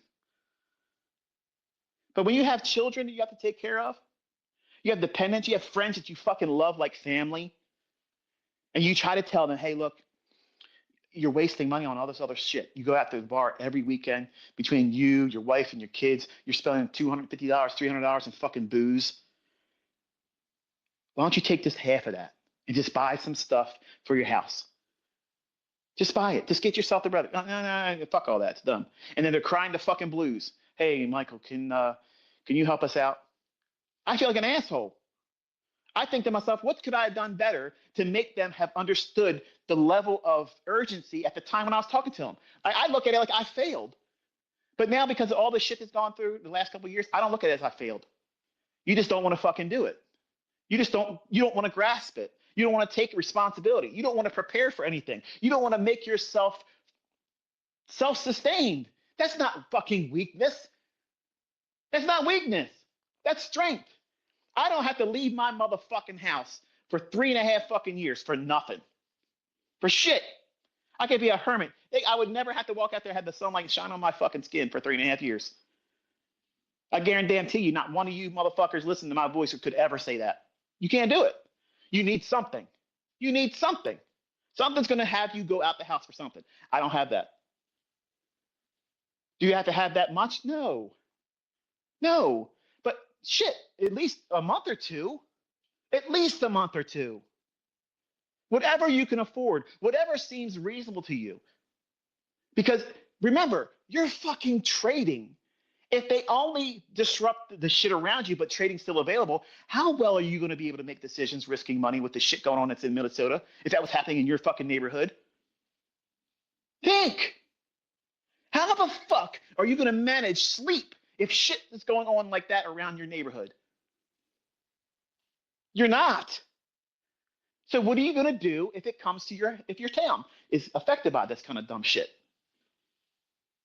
It's in trading books. People are not doing this on podcasts and on their live streams because it's not fucking comfortable talking about it. It seems lunatic fringe. But what are you doing as a business owner by not having some kind of a protocol in the event that you have disruptions like that? It's not just disruption in terms of you don't have data coming to your computers to trade because the stock market is shut down. Disruptions are anything. Anything. It could be people fucking up your neighborhood. It could be you getting attacked. You could be harmed.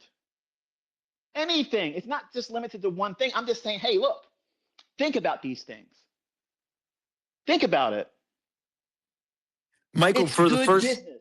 for the first time, and you know this, how it wasn't long ago, there was like an outage at a server and the markets were actually down. That was a very reflective time for all of us, where within our lifetimes of something that had not happened. And it's like, okay, check a box. Now we got to really think about if this can happen again, right? I'm just saying that's what, to your point, that is reflexive, something that has happened that everyone can look back on and just realize how powerless they are to, well, servers down, markets closed. Yep. Hey, I'd like to chime in if that's okay. Yeah, I'm gonna backpedal and just go back to listening. I just felt like I had to come in here and say something. I'm sorry. Well, Michael, I think you brought up a good point. I'm Gen X. I'm just a couple years younger than you, and I'm I pay attention to what's going on. I've lived life, and I look at things a little differently too. I've had everything taken from me. I did 5 years in prison. I literally have had my fucking world ripped right out from underneath me, taking my kids from me, and it wasn't because I was a criminal. I got in an accident, and the law fucked me over. So I know how the system works, and I know what's coming, and I think people really need to wake the fuck up, seriously, because they're going to put us on a digital currency. You're going to have a digital ID. If things get bad enough, you're not going to be able to trust your own neighbors if you can't go to the fucking store. If they know you have food, they're going to come knocking on your door, and if you don't give it to them, it's going to, like, things could get that bad. And I'm not saying they are, but I think the whole point here is prepare yourself. Look at history. Look what's happened in history. Exactly. It repeats itself over and over and over, and it's a typical playbook. They're turning. There's a general in Japan that wrote it, or China that wrote a. It was Japan, I think, wrote a book about how the takeover of America would happen. There ain't no country that's going to come in and take over America. They turn everybody against each other, called color division. And that's what's playing out right now. They're turning everybody against each other. They're using racism. They're using, just take a look. It's right, like Mike said, it's right in front of our faces. It can't hit you any closer. It's good that It's called a color revolution. Yeah, it's good that we get disparate voices, people that are kind of just waking up to what's happening in front of us. I mean, one thing I found very interesting, and Michael mentioned before, but just the powers and the controls that are indeed Luciferian, and really, really understanding that the division in the power, the control is within the divisiveness and within the division. So if you can create division within the masses, then you are then controlling. So when we look at left side and right side of fill in the blank, it doesn't matter. It doesn't matter geopolitically where we are talking about, because the location is not a variable here, because it's the same formula independent of location. If you've been abroad, you see where and how they sow division amongst people, and they make the infighting about race, about politics, about religion, and the actual power and the actual control is just usurped and taken. And we're seeing since, I mean, I was born in 77, and I just want to say I know a lot of folks that were born around 71 or before 71. And when you really look at the gold standard, and when you look at what the American dream was before 1971, and then what it was afterwards, and with the introduction to fiat currency and what we indeed trade with, in what the markets are, then you can really start to conceptualize what was the American dream, and where and how fiat currency has, come to be, and where and how this illusion and the runaway inflation has taken place within fiat currency. And we all are a part of it, and it's within our lifetimes. That's the craziness about what we're talking about. All of this is happening at such a velocity, at such a speed, that this is happening within the eyes in front of us. And as a collective, again, we are witnessing what is happening here.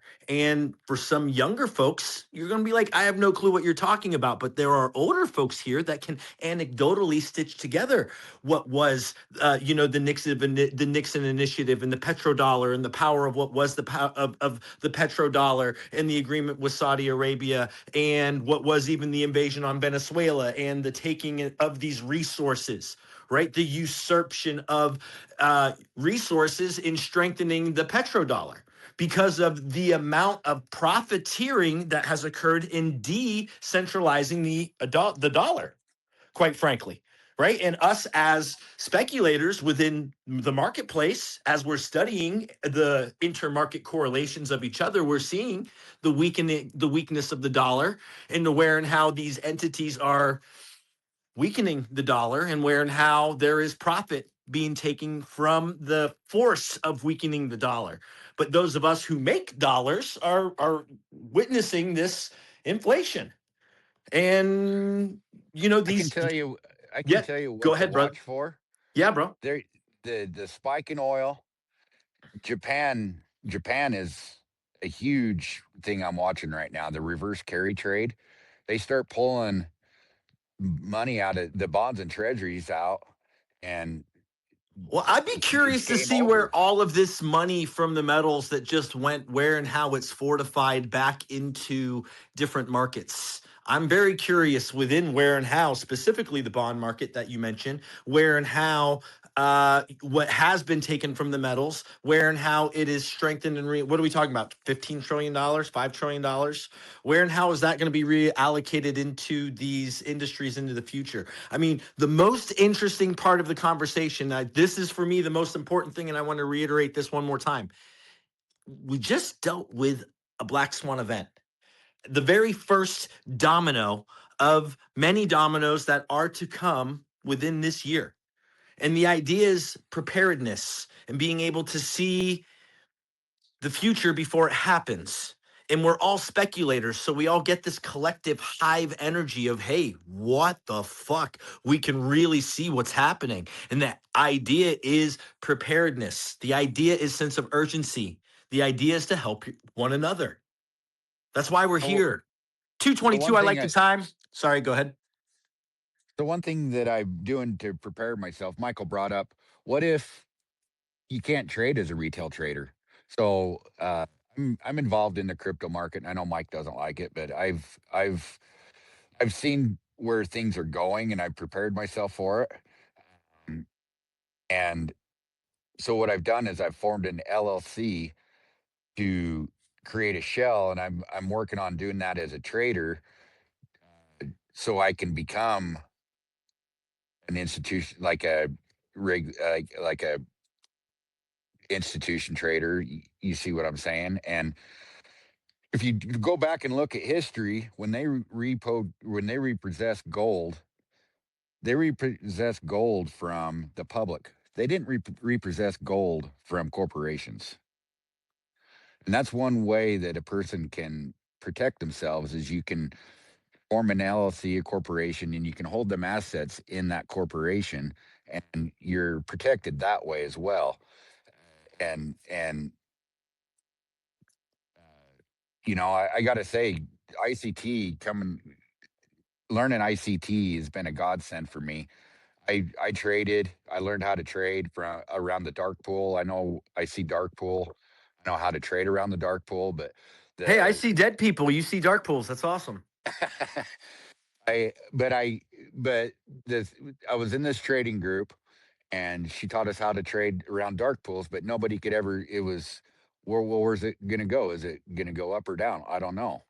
And I was noticing things in the chart that people couldn't explain what they were. They're like, "Oh, that's nothing." Well, it's a volume imbalance. I was noticing this stuff before when I was trading. I'm like, "Well, this happens off of this little thing, and I don't know what it is."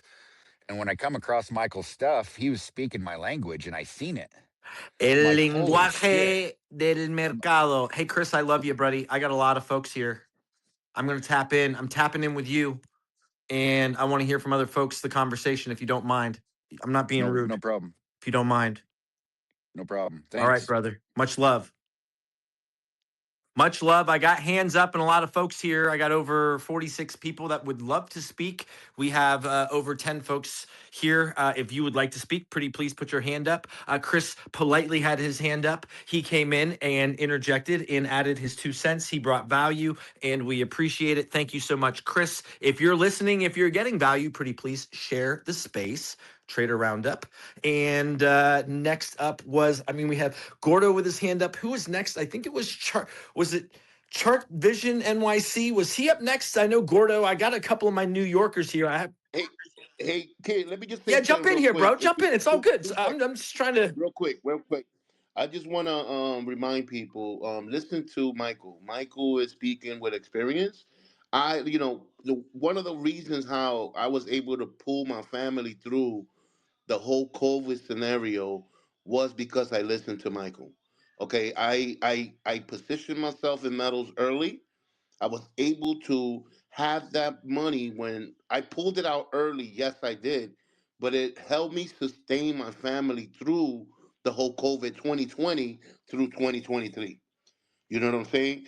And that was for listening to Michael when he mentioned this whole, when he was pointing out in his space, on that YouTube channel when I first heard it.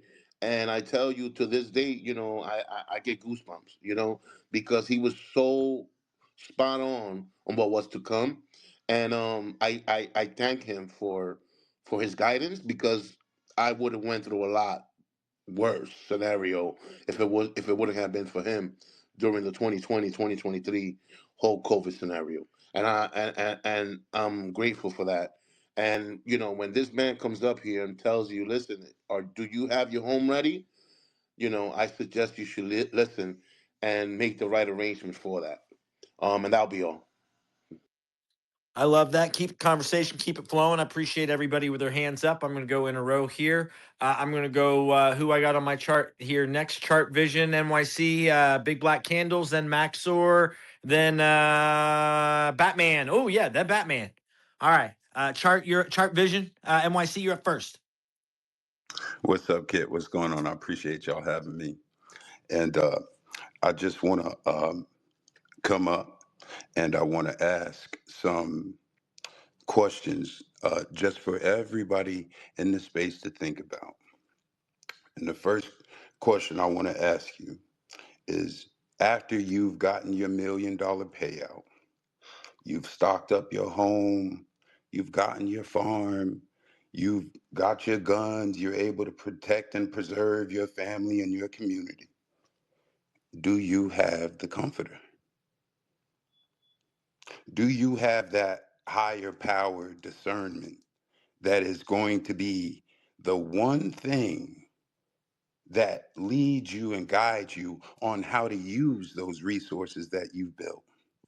And so I do not care if you're a Christian. Let me tell you something. My father was the head deacon. He was the pastor's right-hand man. I went to church from Sunday to Sunday from the age of 2 years old until I was 18 years old. Okay? And if you're any other type of religion, they call the comforter the Kundalini awakening. It's there too. But I want y'all to entertain me for 1 second. And I want to read y'all a couple of scriptures. Okay? Uh, This is John 14:16 through 17. And this is Jesus speaking. And he says, "And I will pray the Father, and he shall give you another comforter, that he may abide with you forever.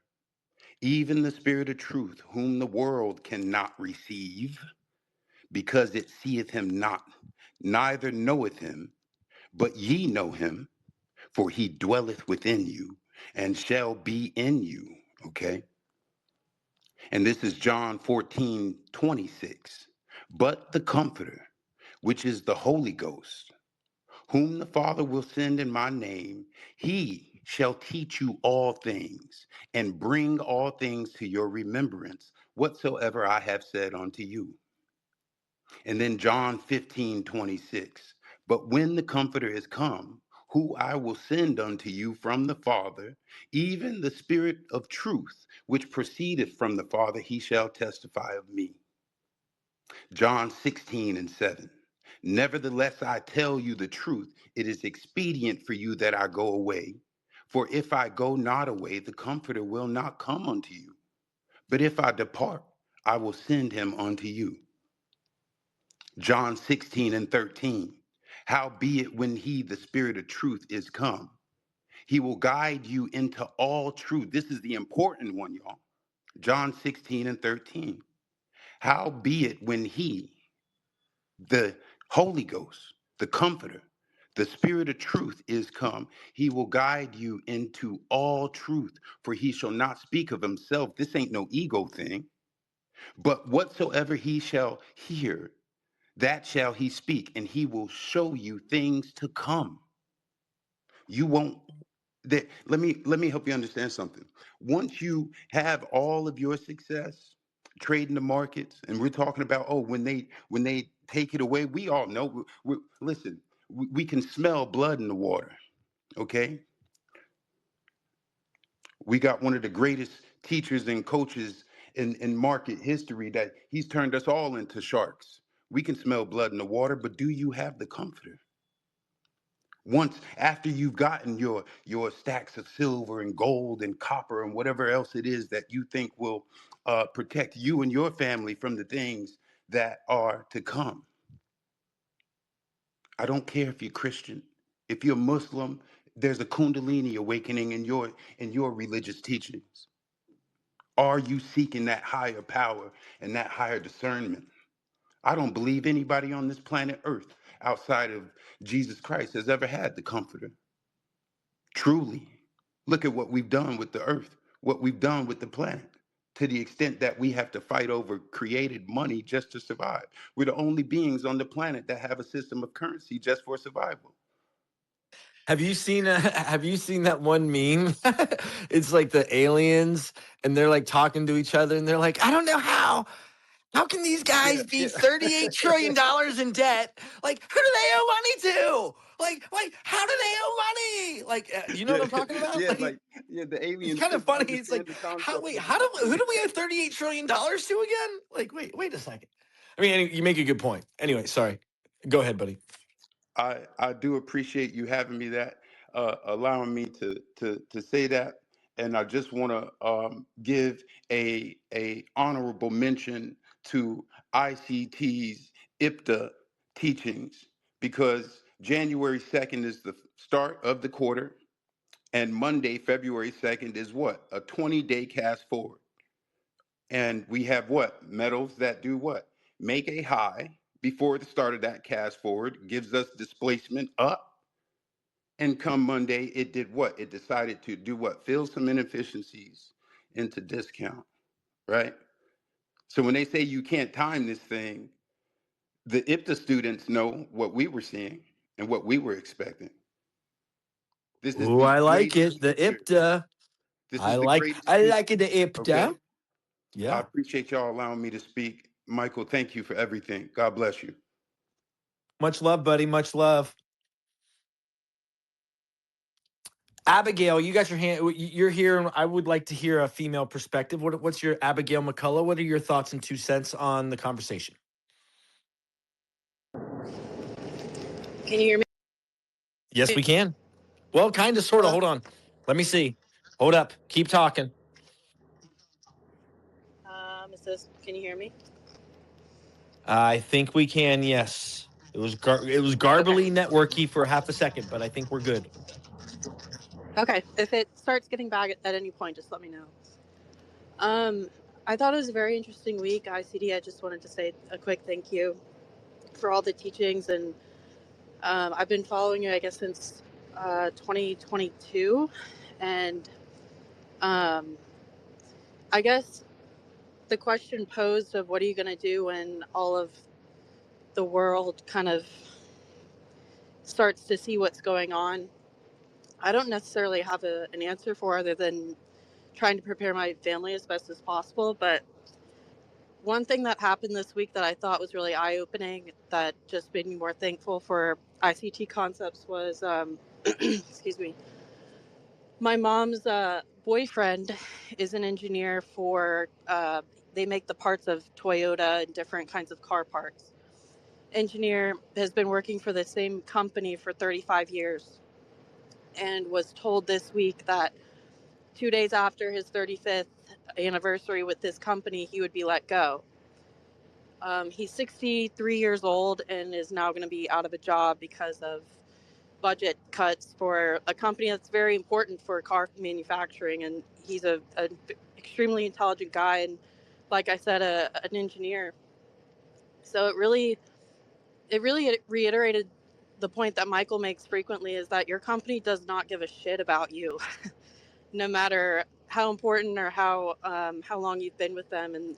And trading really is the one mechanism that you can't beat it. And it doesn't, I'm sorry, answer your question, Kid, of necessarily how I'm preparing myself, other than just trying to hone in on the fundamental concepts of what ICT teaches, and not trying to force anything in the market. So thank you for So for having me. you, I'm so for sorry if you, that audio no, was real bad. quick, that's great. So for you, you're saying it's like that there are things that you could do more in the way of preparedness, but your head is down, and you're really just focused on, just trying to find your way within the market day by day. Is that what I'm hearing? Is that fair to say? Yeah, I mean, I think like for myself, and for I'm sure a lot of other people, I'm 27, so we kind of grew up in this social media era where, like, Michael talks about, people just they post their life that they can afford, and then you compare yourself. And for myself, it's just eliminating distractions. So the only social media exposure that I have is of whatever Michael's saying, or Kit, I follow you, so whatever you're posting, thank you. People are watching it, even if I don't always engage with it. Like, it's helpful to just listen to, and kind of be tuned into people that know what's going on, even when I don't. So yeah, keeping my head down, and just like not spending and comparing myself to people that, like, I don't know their financial situation. I don't know if they are even prepared, and I can't live my life comparing myself. And, so yeah, I hope that answered your question. No, it does wholeheartedly, and it brings around full circle. I think kind of the point of us being here, and that's the broader perspective, and trying to get better and trying to be better, and just kind of dealing with the everyday lifedness of life. In what you're even saying, like, we're just trying to add a little bit more perspective. We're trying to bring a little bit more context to what you would be doing already. But all of us are going to have our head down in the grind, going to work. I mean, doing what we got to do. We got to be that mom. We got to be that son. We got to be that wife. We got to be that husband. We got to be that person for, and within that family that we're dealing with it. And oftentimes that could just become a grind, right? We can kind of become complacent with it, and it's good to step back after Right. events like yesterday, right? After things like what happened this week in the market. It's good to take time on the weekend to Hmm. stop and reflect, um, right? right. One thing too I'll say, and then I've spoken a lot, so I'd like to get other people a chance as well. As I work as a nanny, so I trade in the mornings, and then I work like in the evenings after school and stuff like that, and then on the weekends. um, but the family that I work for, they're very affluent, and they're tuned in to what's going on. um, and they're preparing, and these people have a net worth, like I have no, like, I don't know how exactly, other than trading, people make that kind of money. But um, I'm like hearing more of just what they talk about, and it's like, very, generators, bunkers, stuff like that. Like, those words are being floated, and to me, it's like, okay, I you don't even know about trading, or like you do a completely different line of work, but you're talking about this kind of stuff too. I should be paying attention. Um, so yeah, that's all I kind of had to say. But thank you for having me on here. Rock on, Abigail. Nice having you on. Nice having female perspective here. We've heard from Abigail and Amy here. We've got my co-host Pippi Banks here in the his ales. We've heard from Gordo. We've got a very good, I think, thoughtful conversation going on. We got my boy Cheese in the house. We got some hands up. Joe Trades with his hands up. Batman's here. Batman, what's going on, Batman? And then we'll go to Joe Trades. Hello, how are you doing? I'm How are doing you pretty guys good. How doing? about yourself? Good, good. Nice to meet you, Well, everybody. nice to meet everyone. The hotly contested SMT question a few weeks back on Trader Roundup with Michael. Yeah, I I had those remember questions, you, but I don't buddy. know Let if me tell you. I mean, you brought yeah, up a shitstorm talking about SMT. Let me tell you, I still hear the reverberations about it yeah. today. I got people that just get I I tell you probably what, there's a lot of people that get fired up about SMT. I did not yeah, I realize it. probably gonna It's a very, yeah. very hot topic. Yeah, it's kind of like a big, yeah, it's gonna be like a confluence that I usually use. And it's just like if it does, there's no sympathy, I'm Well, not I gonna enter remember and you had trade. brought that It's just topic up me. several weeks ago, and it was such a hotly Yeah. contested topic, and Michael jumped in because it was something of interest and it's something he had heard a lot about as well within the community and the community perspective. So anyway, that was then. This is now. What are your thoughts and 2 cents on the conversation we're having? Yeah, I probably gonna like myself is just I'm gonna touch on that a little bit. I'm gonna go a little bit off Well, we'll see. stuff, We'll see. but I'll try and just keep. keep I'll in try and keep line. you guided, that my friend, on topic.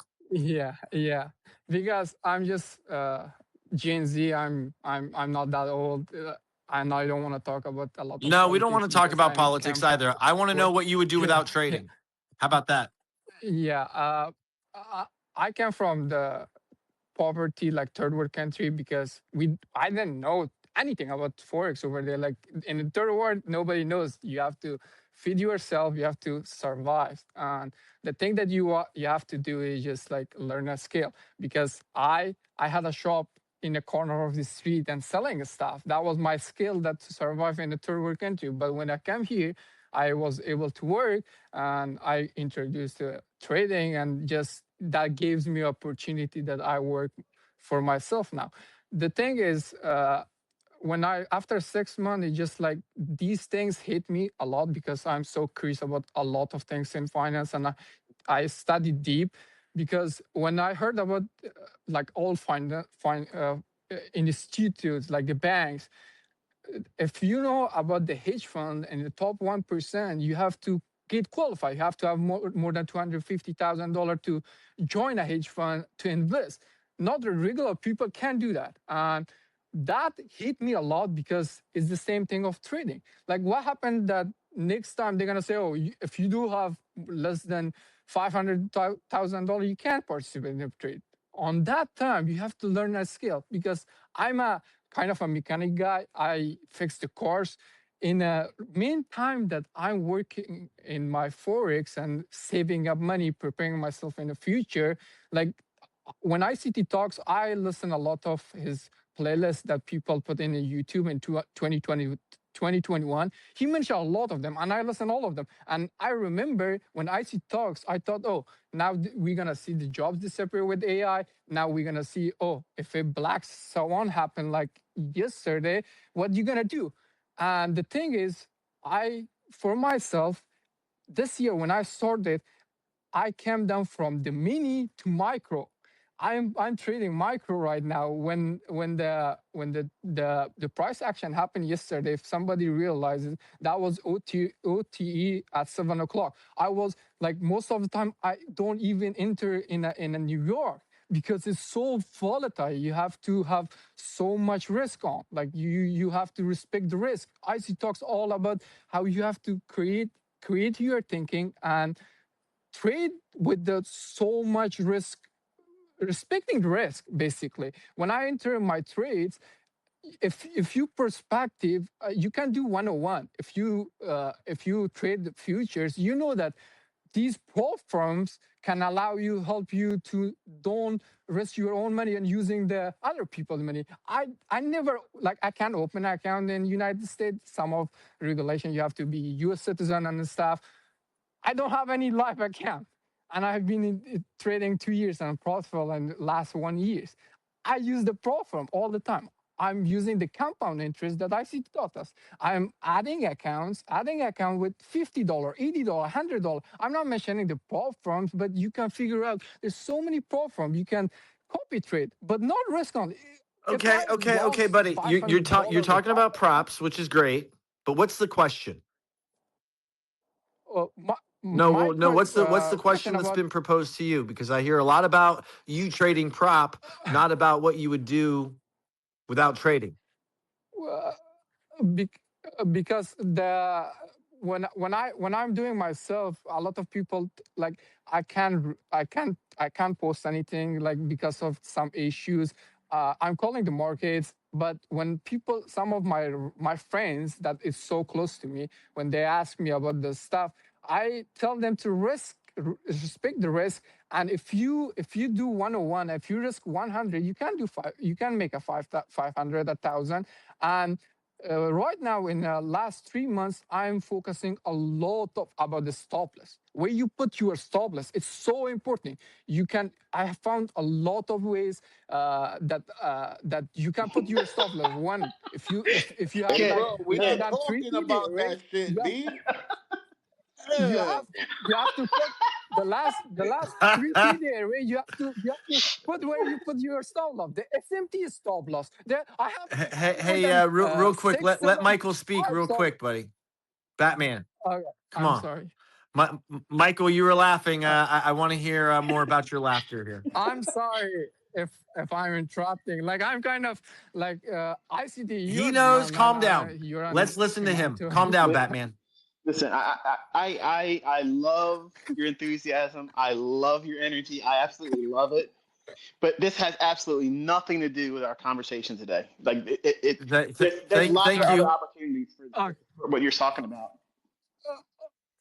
okay, got you. That Sorry, but I'm that's saying okay. I'm just like sometimes I get off the topic, and now ICT is correcting. Well, last time I The think I did, uh, but he's very nicely doing it this time. So it's all because we love yeah. you, buddy, and it's not in a bad way. So it's all good. Okay. The topic of the day, if like myself, I'm thinking right now to get into fixing the car because I'm buying sells the car at the same time. Like I buy salvage car and sell them for the marketplace because I have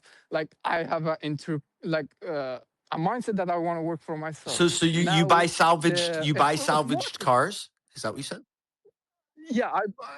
I buy I like salvage that. cars from So auction you're and an sell them in a entrepreneur. marketplace with a good uh, like that's the whole point No, of you're right. like No, it's a everybody good who's point. listening It's a in good here, point. So you're buying everybody, and selling in a everybody marketplace, can, very similar to what you're doing on a screen. yeah. That's your point, right?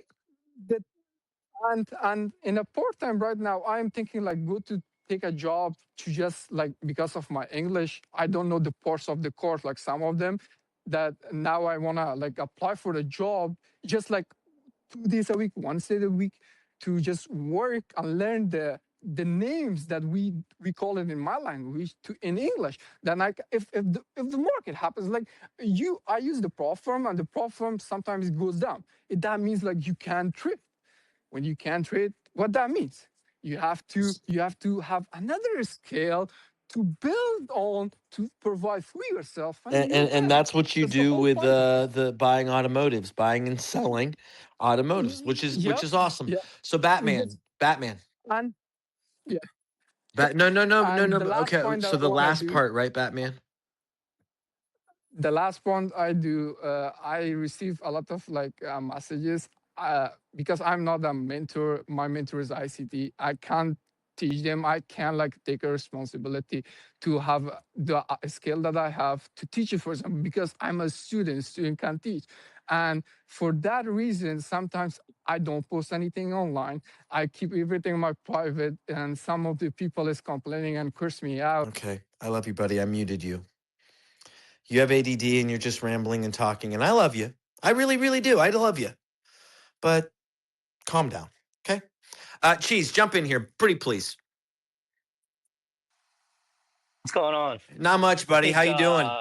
We're just I'm doing keeping it good. going, keeping it flowing. Batman's my boy, but we're just gonna keep it going. Yeah. It's all Bro, good. we're gonna have to change the name of the space to Preppers Anonymous. Okay. Just keeping it real. What? Um Preppers Preppers? Anonymous. Yeah. Yeah. Um, you know, I'm kind of experienced with unfortunately, what it is like to have the lights go off because that's the real nutshell of the conversation. We're not really talking about trading here. right? We're This talking is a about black deeper, swan events that are kind of like occurring in yeah, life all around us, and yeah. trying to be more cognizant about what's happening around us, and then all of us trying to add that extra awareness to each other so that when we Well, do look the out the realities window, of the environment right? that we're in, right? I Exactly. mean, Thank you you. really, some of us are old enough to have experienced life a little bit. I know there's a lot of younger folks that are, hopefully, I hope there's a lot of younger folks, quite frankly, in here, listening to some people that have been around a little bit. And, I've seen some shifts and changes throughout time, and understand there is a pivotal, just some sort of paradigm shift that's occurring right now. Maybe we've seen it in history, but I think a lot of us certainly, if you're younger, you haven't experienced it, and even I haven't experienced some of the things in history. I'm just not old enough, right? Um, that being said, like, the topic of the conversation is what do you do, right? And these things have happened. I think I'm fortunate in this regard to have experienced life in this manner, from South Louisiana, and I've had numerous natural disasters affect me. Right, I'm sure most people haven't had to go through the effort of worrying about where they get their food, water, fuel. Right, literally taking weapons because you're kind of in a chaotic environment, to go get gas, to go get food, right? Like now, all of a sudden, you got to take a fucking gun because people are dying at the pump, right? They're Thank literally you for getting, bringing this up. they're Thank you for literally bringing this getting, up. yeah, buddy, they're literally getting killed, uh, in a natural disaster environment. I lived through Katrina, experienced that. The government did not come save you, and when they did, they came and shut the town down, right? By the way, no food, no water, right? Nobody's coming to save you. There isn't shit here. You have 3 days on maximum at a grocery store if it's available, food supply. That's if it doesn't get all hoarded and taken, right? So your food supplies very, very just diminish extremely quickly. You're generally stuck to what you have in your house. Potted meat was a thing for us for Katrina, which was fun. But no, these things happen, right? Might be a microcosm from my experience, might be anecdotal. I've had it happen numerous times though, where I've had to learn to understand that nobody's coming to save you when the shit kind of gets real, right? Um, and to be prepared. And so, without going on like a long, what to do, or how to prepare yourself, there are very simple things that you could do, to try to have just some sustainability, right? And a few $100s goes a long way. You could go get some flour, right? Just literally to make bread if you got to, right? Shit that'll sit on the shelf for a while. You can eat it if you need to, you throw it away. Who cares, right? You buy it every year, whatever. You get some rice, you get some beans, right? Can I Uh, ask you a question? yeah, buddy. The first time you had an experience like this, where the hardships and reality of you just don't have normal life right now, what was the biggest thing you discovered that was nowhere near what you expected as an importance, but since you didn't have access to it, you felt the weight of it not being accessible? Um, the biggest, say that again, Michael. Like, what's the thought here? Okay. I, what you're describing, what you started off with, is it was I was hoping I was going to hear more from, because as a teacher, as a trader, as an educator, like I don't learn from anybody in regards to that, but I'm absolutely putting my feelers out for this topic for me personally. But I'm Yeah. also kind of like inspiring other people. I'm not trying to say I know everything. I'm not acting like I know everything. I'm hoping, because this is where I got my best insights from people like yourself down south, when they had hurricanes, when the hurricane went up in there and destroyed, ripped up Tennessee and part of North Carolina. Some of the things that I would have never considered, for instance, like a manual can opener. Like some of the people that discovered that they had lots of food, but they had to take it out there and grind it on You got to concrete to get grind it it on the open. stone. Yeah, to get to grind it on, Yeah, yeah, on yeah. on the ground. Right. Yeah. Yeah. And I didn't think about that. I just figured, well, I'm going to buy lots of canned goods. I'm good with that. But I didn't have manual can openers. Like I had just one of them. Because, and what's going to happen is the one that you have, as soon as you need to open up your food, it breaks. It's gonna Then you break. got to go out there Yeah, and start. Yeah, yeah. So I got a lot of my good insights and things that help fortify my own preps, my own way of thinking from people that actually went through stuff that I hadn't had the sure. experience through yet. So Yeah, what you mentioned, how like it's scary when you know everybody around the neighborhood, they're running generators if they have them. They want gas, and if they see you're fuel. getting gas, they're gonna try to take that shit off of you. So you got to protect yourself, and you got to be aware of that stuff. I didn't think about that either. Like it was alien to me, and so people were explaining that to me. I'm like, wow, like that. I never would have imagined that. That's how it's like. It's like a fucking war zone. I can't express what those times are like, other than they have changed me fundamentally. And like I kind of mentioned before, I feel like it's a gift, Michael. Like just in terms of being able to understand that these things can happen. My biggest worry is that we do live in a society that is, first of all, has not experienced that type of atmosphere, for one. That's the first thing, right? For two, the ability of how quick things diminish, right? And that people that are used to the society we have, where you can get things quick, fast, and in your face, and not having preparation, right? I worry about those things. And again, I have the benefit of being in an environment that has shown me that the other side is always there, right? There's always a potential that things can go wrong, and for me, I have invested some things, but I'm going to speak to it just from another level. Like, yeah, I have the home generator. The thing cost me like 12, 15 grand almost. Actually, it was probably 16 in total to get all that done. I did that 2 years ago, after the last hurricane we had here, because, yeah, bro, I'm at the gas station and people are getting murdered, right? Like, you want to talk about chaos? Like, that's fucking crazy, right? Um, so I decided to fix some things, so I didn't have to worry about going to get gas, right? That most people will never have this benefit, right? And to be fair, if this can be brought into another conversation. It doesn't have to be that, like, we're talking about the whole, like, where we perceive the powers that be of bringing things. Like, we are living in a world right now where we're seeing, a tick up in solar events. You could have a CME that completely wipes out our power grid, right? Like, these are rational thoughts, I believe, to have some preparation underneath you. And it should be very basic. I like the notion of just having a couple of months under your belt, with the simplistic needs, right? Like, for crying out loud, you could go buy you a survival kit that allows you to start a fire, right? With a flint. Like, these are very simple tools, that might seem like, okay, this is crazy talk, but how hard is it to spend a few bucks to provide these type of backstops to make sure that So what do we if talk about anything here? ever, We talk about provisions. We talk about dried goods. We talk about first aid equipment. We talk about generators, alternate yes, power. yes. We talk about what else? I'm just trying to think off the top of my head. Seeds. Anybody? You need to go far, you get seeds, right? You Seeds are a really good need one. to go, you just literally how to grow crops, right? That's why I was saying, like, something simple as make it, I call it bullets and bread. All right. That's the world we're living in here. All right. That's what we're You gotta talking. That's have the what we're ability. referencing You here. We're talking gotta dry have goods and you gotta provisions, hopefully and we're you gotta referring hopefully to make some these bread events. and Yes. have some bullets. And just the small things that most people overlook. Actually, Michael just brought up like a dope one, right? A fucking, how to open a can, dude.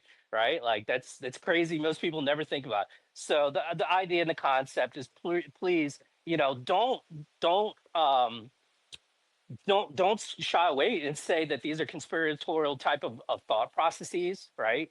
Because quite frankly, we live in a world where the natural disaster does occur and you're put into a situation where you have to, sustain yourself, right? A life straw.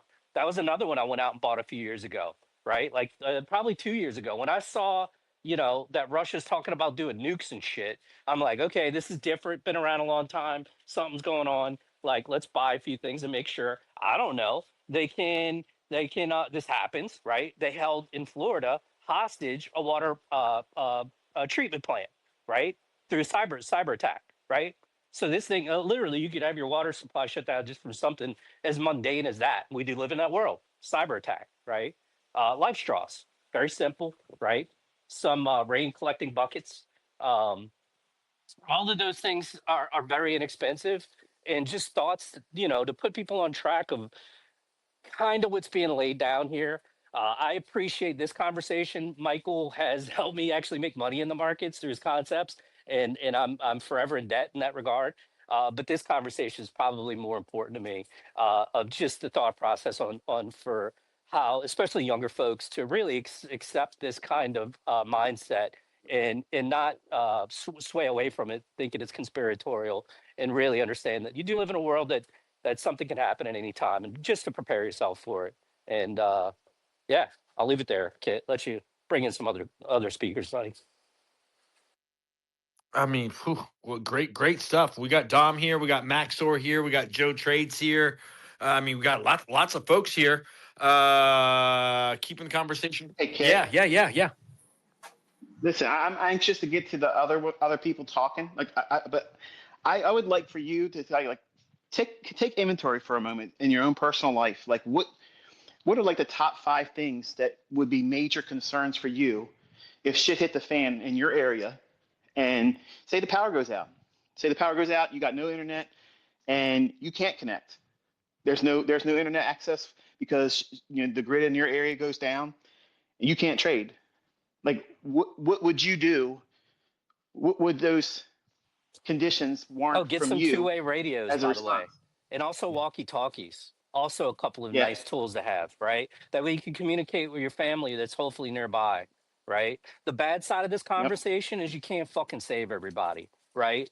That's the Exactly. bad side of this conversation, right? You can hopefully do what you can to prepare everyone around you to understand that these things exist, right? And hopefully they accept them and bring them forward into their own, homestead, right? But the reality is that there's a lot of pain that gets inflicted in this type of thought process, and understanding that we unfortunately, you can only do so much. But something simple again, a walkie-talkie, right? You get a couple of them, Yeah. you hand them out to your family. You get some batteries on the backstop, guys, like just a boatload of batteries, right? All right, I'll shut up. No, I love that. Homesteading, answering your question, something else. Homesteading, what are you doing in the way of preparation for food? I love where Cheese was talking about seeds. Like where you live, okay, you don't have any power now. Okay, where are your provisions coming from? Do you have enough provisions? Are they safely stored? Are they going to get wet? Again, can you open them? And Michael's bringing up very good points. Like what would you do with no power? All right, this isn't even about trading anymore. Do you have the correct and the proper provisions where you live? And what are the top 5 things that you could and should be thinking about? Again, like, I mean, when foraging, do you even know how to forage? Do you know how to start a fire? Do you know how to collect food around you? Like, do you have to go to the supermarket? Kid, I got a BB, and a what is it with the slingshot? I fucking bought a Yep. slingshot and BBs just in case I don't have enough bullets, right? And by the Yep. way, I want to try and use those first anyway, right? Knock a bird, a squirrel. I'm talking real deep shit, dude, right? But Yep. guess what? It fucking sits in the closet. I never touch it. That's the best world I live in, right? Less than $100, you got all the BBs and pellets you ever need, and a gun you don't have to clean every day. And then you save Hey. the gun for if you really needed the gun, and you're using the BBs to get the squirrels and the rabbits and the small meat That's right. provision, small game provisions that you can get around. In the idea of foraging, right? Which was your first, like your question to me intimately. I instantly start thinking about how to forage. I mean, I live in the country. So it's like, where can I find food around me if I can't have safe store of my own, or where and beyond my own safe store? And to your point, I mean, BB, that's more. I love that point. I mean, the guns and the bullets are even more valuable, and then the BBs can be used for small game, and then you're not I got a destroying the small cast game at the net. same I time. did that It's one, right? genius. I Like if mean, you guys are literally you live playing close 3D to chess here in the water, conversation. you live close to water, I got a cast net, right? I live in South Louisiana. I can walk 50 yards away and just literally sustain myself with a cast net. Um, Hey, Yep. kid, I added during 2020, the whole COVID situation. I went and I bought some long-term survival food buckets. Bought a couple of them. They got 15 years lifespan on them. Was it a bad investment? Absolutely not, because it's worst case scenario situation, right? Wait, And what is that? What is that? A bucket? it's like freeze dried food. Okay. Works in case of an emergency. You just you add water and stuff like that. It's like Okay. come on, eat. It's so okay. Okay. It's So like they're they got provisions. breakfast, They're they got provisions. lunch, they got Emergency dinner. provisions. Okay, I got you. Right, and they really cheap, right? I bought them when before people started jumping in on them because I started prepping late 2019, right? Yeah, I spent a couple dollars in them, and right now they're pretty cheap because nothing has happened. You got 15-year lifespan. You throw that in your storage bin, you spend $500, $1,000, whatever it is, right? And just leave it there. Worst case scenario, right? There's no food. There's just like cheese was mentioning. They got 3 days shelf life in supermarkets worth of food. CME, an explosion happened, a bomb blows off anywhere around the world. We're going into martial law automatically. Just take these necessary precautions, just in case. Yeah, that's not what you want to eat, but if there's nothing else, man, that's what we got. I have students that were in Tennessee when that hurricane came right up in the middle of our country and just leveled everything. I mean, to see the video they sent me that never made it to to the news, like you don't see it. Like these videos are showing houses literally floating away, people up in the trees, scared to death they're gonna get washed away. This was in the And Appalachia, right? Is that yeah, what yeah, you're yeah, referring to? There yeah, were even like they were near what were there some kind of mines and or some precious metal resources in that area? Maybe I'm Yeah, conspiratorial. North Carolina, yeah, Asheville. Yeah. Yeah, yeah. yeah. Okay. And No. So that's what you're referencing. Okay. Right on. to hear the stories and the things they had to do just to live, like they didn't even have a tent. Like they had nothing. They're literally just huddled up underneath trees because their house is washed away. Like, Dude, what you do don't you know do how in that bad that situation? pissed me off that the FEMA's saying we don't have money, Right. right? Exactly. And you're seeing this event play out simultaneously. And then Mm-hmm. guess what? How much have you seen about the repair of that whole, literally that whole, it's just an amazing swath of land that was affected from that. That was an incredible event. And Yep. it's like it fucking didn't happen, man. Now, granted, to the people there, it happened, right? I don't know. I haven't been there. I did live in Knoxville. I'm very intimate with the area, but it's like, wow, like, no, dude, that really swells me up that you see that singular event. There's other events that it's like it just didn't happen. We moved on, right? But those people are really still affected. It's probably Hurricane Katrina took. Dude, I mean, to get this infrastructure back, right? And that was a major city. You're talking about shit that's sparsed out all over the place. Dude, they'll nickel and dime them back to repair for the rest of eternity, right? They had to do shit here to get it back up and running. Really swells me up that that's like almost a forgotten area, but that's just it's like a fucking word vomit here. The fact that you brought that up does kind of get me PO'd, It's man. sickening. Yeah. Can you imagine the people just 48 hours before that happened, and you ask them, "Hey, look, what do you think the odds are on Polymarket that we're going to be affected to this degree by the hurricane that's going down into the Gulf of America or Mexico, whatever you want to call it now?" They would have never imagined that. I would have wagered there was no way that was never going to happen. Never. And look at the damage it caused. Like, and people sit here and they're thinking, has nothing to do with me. I don't have anything to worry about. I'm an island unto myself, and it's never going to happen. I have nothing to worry about. This is ridiculous. This is conspiratory. It's nonsense. This is fear mongering. This ain't fear. This is preparedness. It's so that way you have things in place, so that way when shit does get harder, if it does, I'm not saying it will, but I mean look at it around. I mean look at what's going on. If you're trying to think about managing risk, you have to be settled. You have to be calm. You can't be hopped up and fearful of the outcome because you need this to work because everything else around you is falling apart. But That's what Michael, I'm the, trying to the push hot on. take out of that is understand. And again, I've been fortunate to understand this a long time now, right? That was the most recent, one of the more recent. These things happen, right? But that one in particular should remind people that the government ain't coming to save you. That's what that story is really, really about, right? That at some point FEMA is out of money. They're telling you they ain't got no fucking money. That's crazy, right? There's all the money that rolls around through our economy and outside of this whole nation, right? and you can't funnel up some money to get these people square, rebuild their infrastructure. Like, it just blows my mind. But it's the reminder that comes around that people are secular, they don't get to experience it, it doesn't happen, right? But dude, when the shit lands on your doorstep, you want to have something to kind of just make sure that you're square just a little bit, right?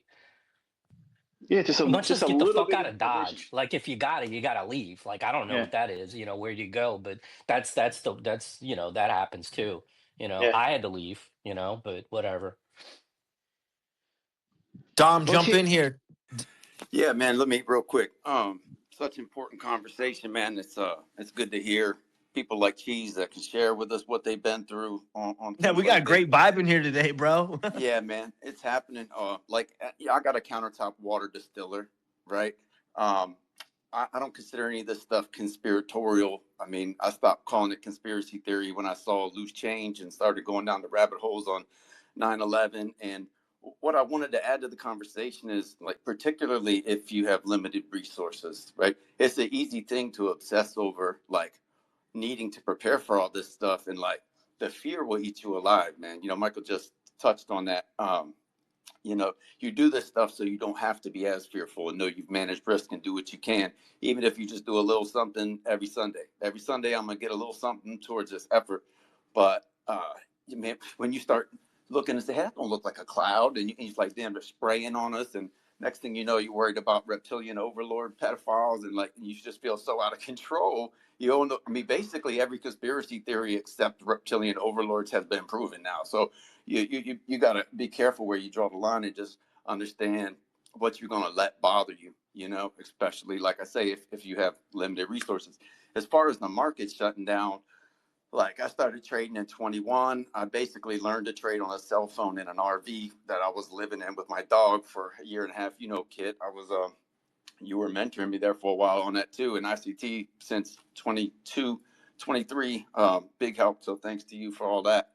But if the markets go away, my biggest suggestion to anyone is have a skill, man. Like, I don't really worry too much about these things. Maybe it's because, like, if you're born in the financial crisis, like, how bad can it get? You know what I mean? You remember what it's like to be poor, and you survived then. We survived before, the market will survive after. But know how to do something. Like, somebody's always going to have a leaky roof or something. They need body work, like, how to give a massage, or like teach somebody to martial art, or whatever, play the guitar. You know what I mean? They can take the cash or put us on CBDC or whatever it may be, but I think there always will be bartering and all that. But know how to protect yourself. If you have a gun, practice with it. Can you get it out in time? Can your wife get it out of her purse in time? Do you go to target practice? Like, don't just think you got it, now you're covered on that. Yeah, and take care of yourself, man. Like, I've been buying bottled water here, like the glass bottles of water, $35 a case, because now we got microplastics and all this shit. But like, that's my main message, man, is the worrying will kill you before the shit they're trying to kill you with. Unless you got the jab, then you might be fucked. You want to look at how to get that fixed. But they want us to worry. You know what I'm saying? They want us to worry about it. So let's be easy with all that and do what you can to prepare yourself. And that's all I got, man. I mean, that's a really good ad. That's a really good vibe for sure. I mean, Francisco, pretty please jump in. We are Trader Roundup, guys. Just really, really quick. This is the ICT follow through. Thank you for being here. We just heard from my boy Dom. We got Cheese here. We got Michael here. We got my boy Gordo in his house. We got the New York contingent here with my boy Pippi Banks co-hosting in his house as well. Trying to get my boy Juicy up here. Keeps cutting in, cutting out. We got lots of folks wanting to come in. We want to get you in here. So hopefully, pretty please be patient. If you could add to the comments, if you have a question, I will be perusing through the comments. So pretty please do that if you don't mind. If you'd like to contribute, we'd like that there. And want to keep the conversation going. Francisco, you're up next. What do you got? Hey guys, happy to be here. Very thankful to be here. I got like two things I want to say. I'll be very brief. Yeah, and I'm a little nervous. Obviously, there's 1,000 people in here. So the first thing that I want to say is that that something that hasn't been discussed much today is the ability to connect with others. I think that, if things do go south, like we were talking about, our ability to de-escalate any conflict and our ability to round up friends, neighbors, family is much more powerful. And I think it's almost like a church. And I have an anecdote from COVID, because I was very upset at some of my family members, my cousins, because they took like a trip to Vegas and then they came back and they were hanging with like family members. And like, yeah, I understand, that we can be stronger if we are like, exposed to viruses and all these things. But it's like, you have people that are older and you want to be careful, just like be careful. Like, I don't care what you think about the virus or whatever, but I do care about the safety of everyone, like especially our older members. And I did a little meeting with everyone and it was kind of ridiculous.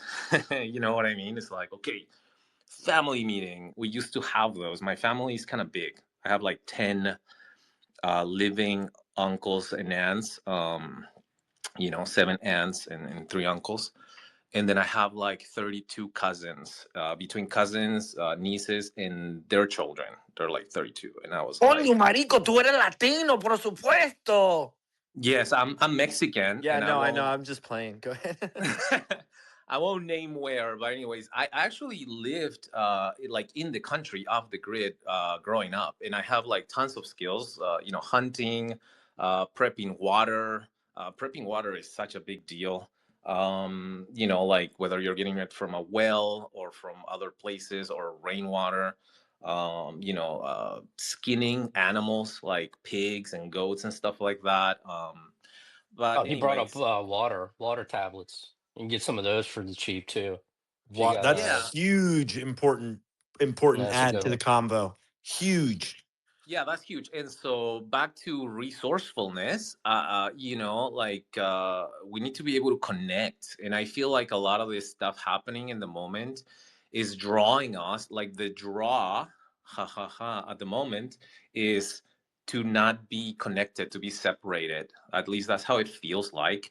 And I think it's important to create bridges, like that lesson from Michael, building bridges. But I think building bridges in our community. And if you don't have family, like I have an arsenal of like a little army of family members, like friends and neighbors, and I always welcome everyone around me. I try to be in that resonance of love and acceptance, and acceptance in the way, like, it doesn't matter who you are. It doesn't matter what you bring to the table.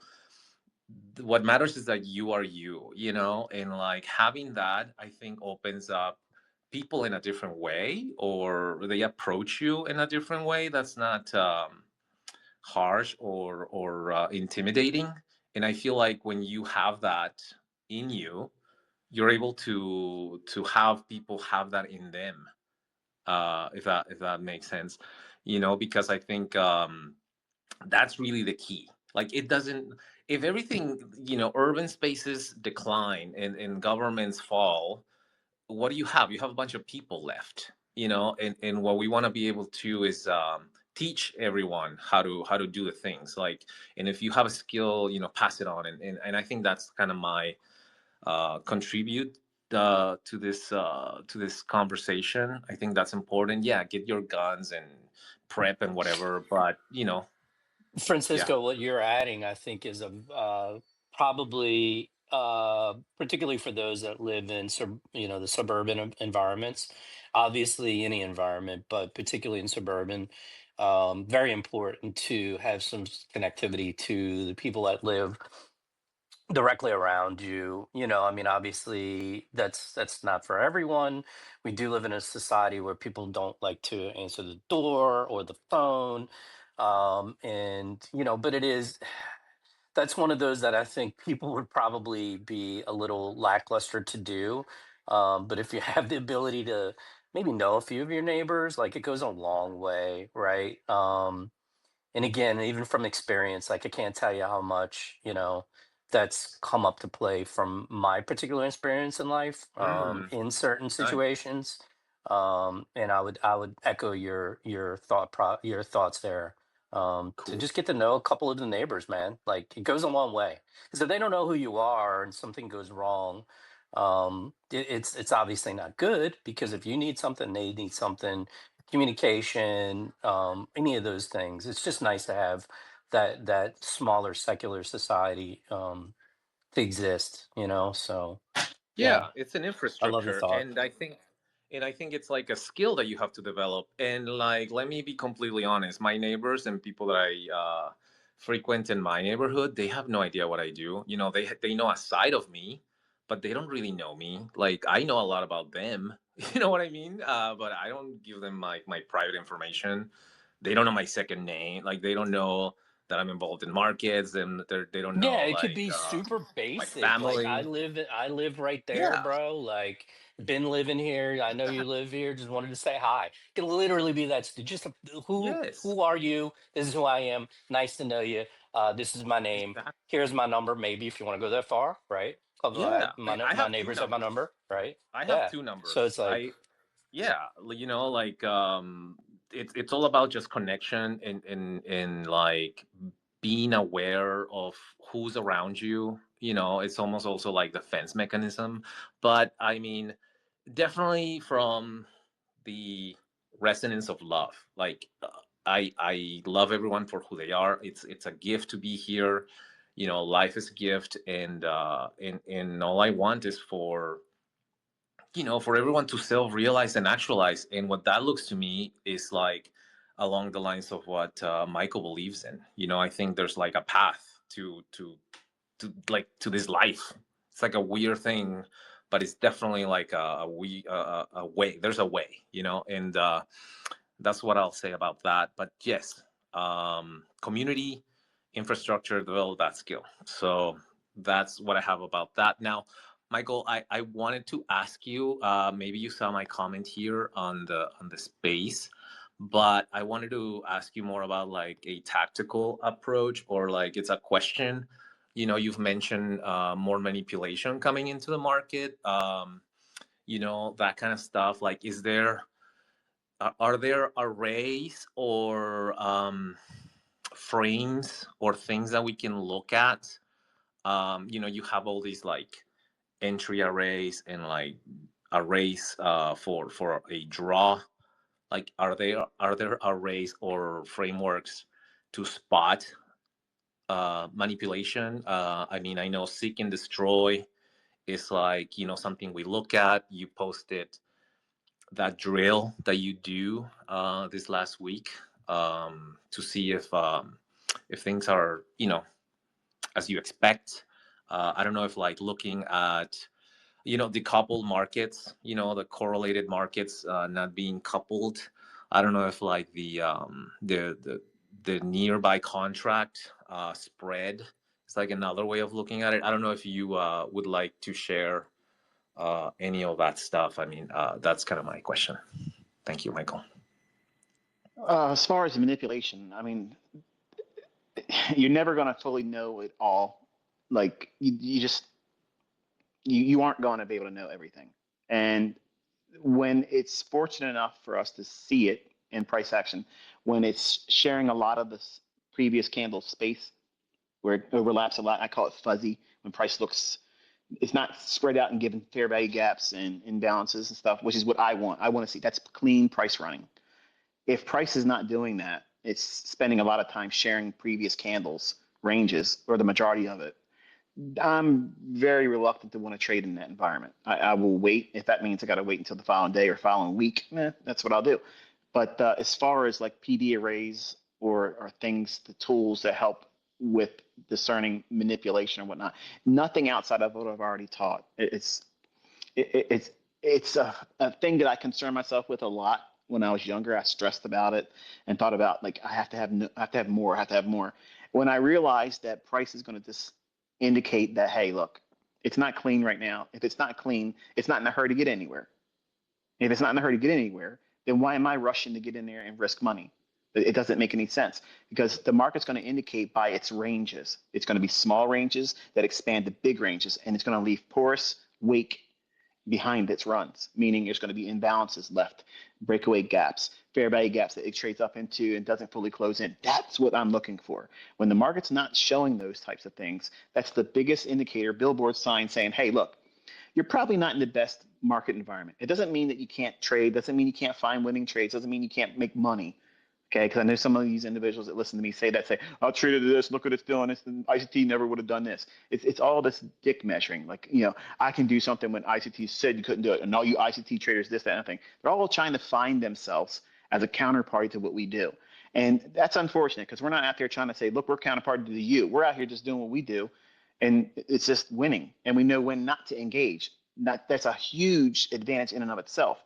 So by knowing what the price delivery looks like, what's the hallmark of low resistance liquidity run conditions? It's open ranges, large ranges that are elongated, and it leaves porous wake. That means when it starts running lower, look back through that price run. Is it leaving pockets open? Is it leaving imbalances open? Is it going into the imbalances and leaving some of it open and continuing on? That's a healthy price run. That's exactly what we're looking for. So by keying up on the characteristics of when a market is not showing those things and not just simply trying to figure out, okay, ICT said the easiest thing to do and the most important thing is to know where the market's going to go. Yeah, that's great. But in concert with that, the next step is, are we in a market that is conducive for a low resistance liquidity run, relative equal high or low? And that's why I'm saying that it's what we do is not complicated.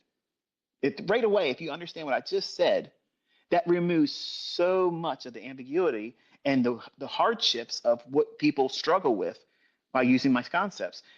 Is it the right time to trade? Okay, when is that? Well, you don't want to be trading between 5 o'clock in the morning and 6 o'clock in the morning, Eastern time. You can start as early as 6:30, but then when you get in 7 o'clock, then you're in that pre-market session. Things are going to happen.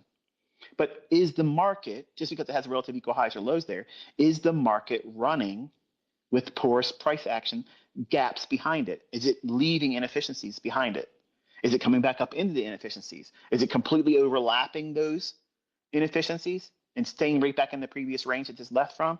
Because if it's doing that, what is it indicating? It's high resistance. So if it's high resistance, sure, it can go to those relative equal highs or lows that you think it's going to go to.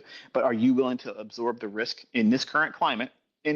Or would you say, I'm just going to wait until the opening bell at 9:30 and see what the first 30 minutes does? And then see if it indicates a willingness to want to get somewhere quick and leave very clean price action. Because if it's doing that, it's indicating it wants to move, and it won't be done just simply because it goes to that relative equal high or low. It's probably going to do a deep retracement or continuation. Either or, it gives you another chance at finding the next price run. But that's to me, that's the easiest general rule of thumb to determine if you're in a market where manipulation isn't in the cards. It isn't in the minutia right now. Just focusing on that makes it a lot easier. And I'm not sure if that helped you, but if I was asked that question in any other way, that was the response I would always give. Yes, absolutely. That's very clear. And it's not about looking at like other stuff that's outside of the market we're looking at, right? It's like more about the price action that we're getting delivered. Right. Because, I mean, one could say, okay, look, where does SMT fall in this? Where is correlation or the lack of correlation, SMT, that type of thing? Where would it fall in that? I wouldn't even look at that unless the market's already indicating that there's an obvious draw on liquidity. God bless you, babe. God bless you, babe. The idea of it wanting to reach for a relative high or low, and the market's showing clean price runs. Then if it runs a short-term high or low and it's not seen with a correlated, like for instance, ES and Q, if it fails and there's a SMT divergence there, then that absolutely gives rocket fuel to the idea. I'm not looking for SMT to justify an idea of manipulation. I'm looking for, is the market poised to trade cleanly to a level that's obvious and they're going to target it? So I have two things in my advantage already. And then it shows the actual manipulation that would be contrary. In other words, running up and make a higher high in NQ, but ES says I'm not going there when the relative equal lows are below us on both indices and the market's running cleanly. That right there is like, it's a green light go. As soon as it gives you a breaker, model 2022 sell, or a first visit fair value gap,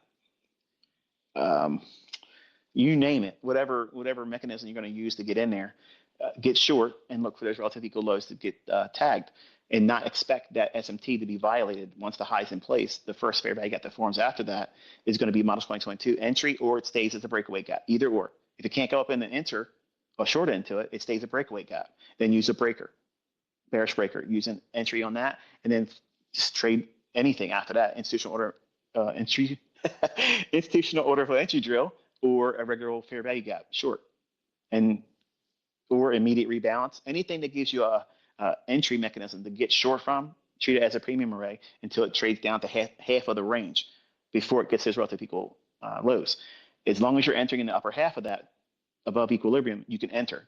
But once you get to equilibrium, don't chase it, don't do anything, because you run the risk of seeing, even in clean price runs, very loose like liquidity runs, it can still have deeper retracements, and you're actually entering in a time when retracements could happen.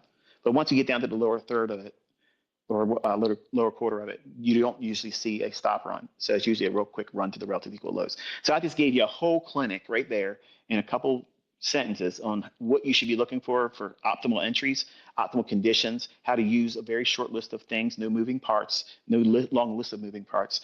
And it's just where you look for things to form. And not every one of the PD rates are going to form in that price run, but whatever forms, if you understand its premise, you can position yourself. Like I just did the other day using the Zircon model.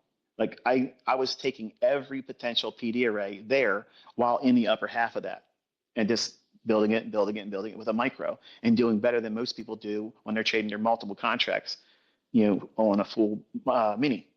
And I'm doing it with a micro. So you can make plenty of money, but you have to be patient and you have to be selective. Not only patient, but you have to be very, very selective.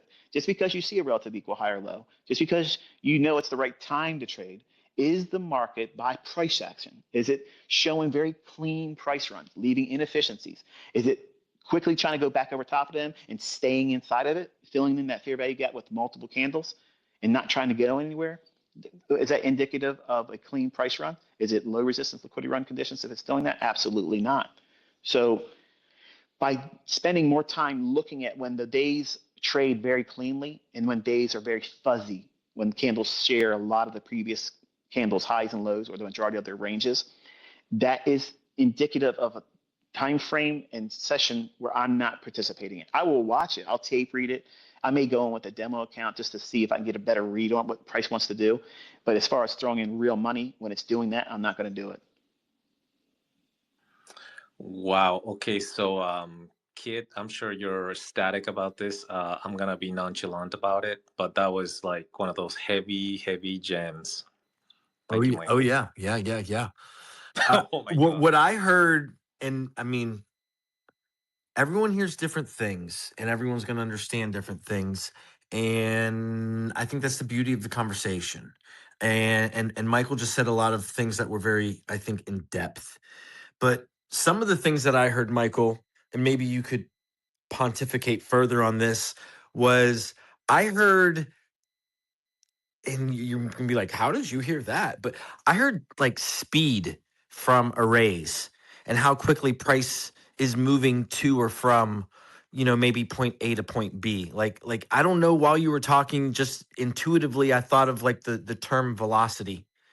And yeah, that's just what I don't know if you want to touch on that at all, or if that like adds anything, just like riffing or thinking about what you were saying, and as in depth it was, I was like, wow, like I'm hearing speed, I'm hearing velocity, I'm hearing like the way price is reacting from these different arrays is really gonna help within the trade plan towards what we're looking for or anticipating, as you're saying, these clean price runs, and where and how efficiencies are left or not left, and whether that's a high resistance price run, or whether it's indicative towards those clean as a low is swept or taken, and as you've explained before, and enveloped, to then quickly turn around and violently go the other direction towards what would then be a different point of liquidity, right?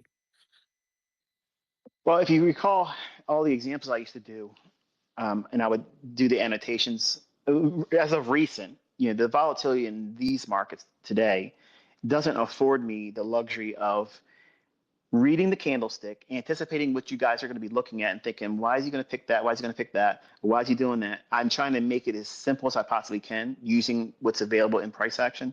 And I don't have always the luxury using the time frames. I'm using like 1 minute, 15-second charts, something like that. So many things are happening. I used to be able to, like when I was doing Forex is a little bit slower.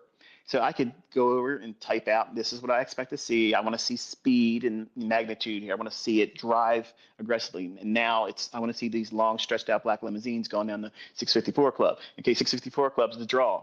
Okay, everybody wants to go there. That's the hot place that's happening. Well, whatever that is, if we're bearish or bullish, you're correct in what you were listening for is you want to see if, for instance, say it's a draw higher, just to change the tone of the conversation in the other direction. Say you think it's going to go higher. Your bias is higher. You think it's going to draw to some measure of buy-side liquidity. You don't need it to be bullish for the whole day, but the session you're in right now, you think that is a suspect level, and it makes perfect sense because they've already explored going lower. We had a shift in market structure to the upside. There's a small little short-term high that's been pierced. Maybe there's a SIBI that formed on that most recent low, and you anticipate that becoming a inversion fair value gap to be long on. Price trades down into it. It's respecting the upper half. It maybe throws a wick down inside the lower half, which I love that. I want to see that right there. That's a beautiful signature right there, Daji. Keep that in your notes. The bottom line is if it leaves the lower half open, it can come back in there and lay a wick down in it. So you want to see that wick dropped in there initially, right from Jump Street, once it first goes in there. Once it does that, it's proved to you by leaving the bodies in the upper half and then starts running. Now, what do you want to see after that? Every down close candle repel price higher, not see half of its body be breached with a next candle close. In other words, it's respecting the upper half of it. That's institutional order flow. That's real algorithmic order flow. It's showing you that you don't need to know the numbers of the fucking volume inside the candlestick. Fuck all that bullshit. The open, high, low, and close is going to show you everything you need to see. So if you're bullish and you're expecting that buy side to be hit, do you want to see lethargic runs off of these upper halves of the order block or the PD arrays? Absolutely not. You want to see the minimum amount of time in these ranges on the PD array, but you want to see like a little spur of energy, like it just rips away from it. It doesn't mean it's going to go straight up and start moving 500 handles from it, but when you are watching price action, the retracements that move lower will be slow. They'll be orderly. It'll be like tick, tick, up a little bit, tick, tick, down a little bit, up a little bit, tick, tick, down. So it's lower, lower, easy, slow, controlled, and it's paced. But when it hits the PD arrays and the half of the PD array, either the premium side or the discount side, to our discussion here on this example would be, we want to see the upper half being respected and not use the lower half. Because if it starts to repel price on what we would expect the discount sensitivity on the upper half of the inversion fair value gap, once it threw a wick down in it, and it keeps all the bodies out from underneath the midpoint of that, all the energy should be visibly represented by you watching the candles form. I don't need this stupid shit that people have looking at order flow, candlestick, what's inside, how many orders are buying here, the profile this and the value high and the value low, the point of control. Fuck all that. I'm watching the candlestick breathe and form. I want to see what it's doing. And is that momentum being illustrated in the candlestick's formation, all while it's still moving around? I don't need it to close. I'm watching as it's forming. You will see the breath breathe right into these candlesticks that will propel. That's what I'm doing when I was calling candlesticks out live and say, okay, now you want to watch this right here. And it's not going to go down below here. It's going to stop right here. Watch this candlestick right here. Watch the upper half of this right here. I'm telling you what is inside my brain as an internal dialogue because that's what I'm looking for. And as long as price is showing those things, that means all the little energetic flurries while order flow is bullish, it should be seeing visually. Watching the candlesticks, it should be visual. It's not simply me saying, well, obviously, if the candle's going to close up, it's going to be an up candle. And it's going to be a lot of momentum. It's not the same thing. Look at how these candlesticks are forming right now. There's a lot of volatility, and it can go up and down a lot in these candlesticks before they finally close. But are you seeing the energy of them sprinting away? And you see this down in like a 5 or 15-second chart. You don't see it, but I'm looking at either I have my phone on like if I'm recording off my laptop. Usually I have my phone. I haven't been up in my computer room for months now, but the idea is I have a 5 or 15-second chart watching the same time frame that I'm recording. If I'm doing an example to share with all you, I'm looking at the lower time frame second chart, and I'm watching to see if that lower time frame chart is creating little fair value gaps that stay open, because they're like micro gaps. They're acting like breakaway gaps. And it's after trading into the discount sensitivity portion of the PD arrays. So the upper half of every PD array that I expect is something to be bullish, I'm then measuring what is that lower time frame 5 and 15-second doing. Is it leaving little tiny little micro gaps on those time frames? And if it does, that's telling me order flow is absolutely bullish. I have nothing to worry about, and it's not going to trade down in the lower half of these levels. That's why I'm right. That's what makes me confident to point out these things beforehand. That's why I do it, because I'm looking for things that I know work. They're not gimmicky. It's absolutely visual. You have to be a visual interpreter of what price is doing by watching it. And you pick these skills up over time with experience by tape reading, without putting any trades on, just watching the candlesticks form, expecting them to behave a certain way. And then as each new down close candle forms, I'm watching the same thing happen. But if it creates a swing low, if it creates a swing low below the equilibrium of the run, where it draws up to the relative equal highs, and that's the buy side we're drawing for. The low it formed from, that's your range. So where's Terminus? The equal highs. So the range started at the low, measure that, find equilibrium. So we're anticipating 2 runs dropping down. What's that going to be? Market maker buy model. So the first swing low, we don't want to see that run that out. But if it creates a second one, that one can do it if there's manipulation. So if I do get an entry on, say I'm trying to do second stage reaccumulation, I'm trying to buy off of a discount array that's in the lower half equilibrium of market maker buy model. I'm seeing all the signatures on the lower time frame telling me everything's good. I enter. It starts moving in my favor a little bit. Then it stops me out. If it stops me out and goes right back above that short-term low, and it finds another discount array that's higher than where I just got stopped out at, I go right back to watching that 5 and 15-second chart, and I'll re-enter again, knowing that the stop hunt's already been done, the manipulation's behind me, and I will put my stop loss right below the stop hunt that just happened. And I could just I always walk away from it then. I ain't worried about it, because I know it's going to go to my relative equal high. And then as it moves again, I'll start building in the original position, but I enter with half of what I just took the loss on.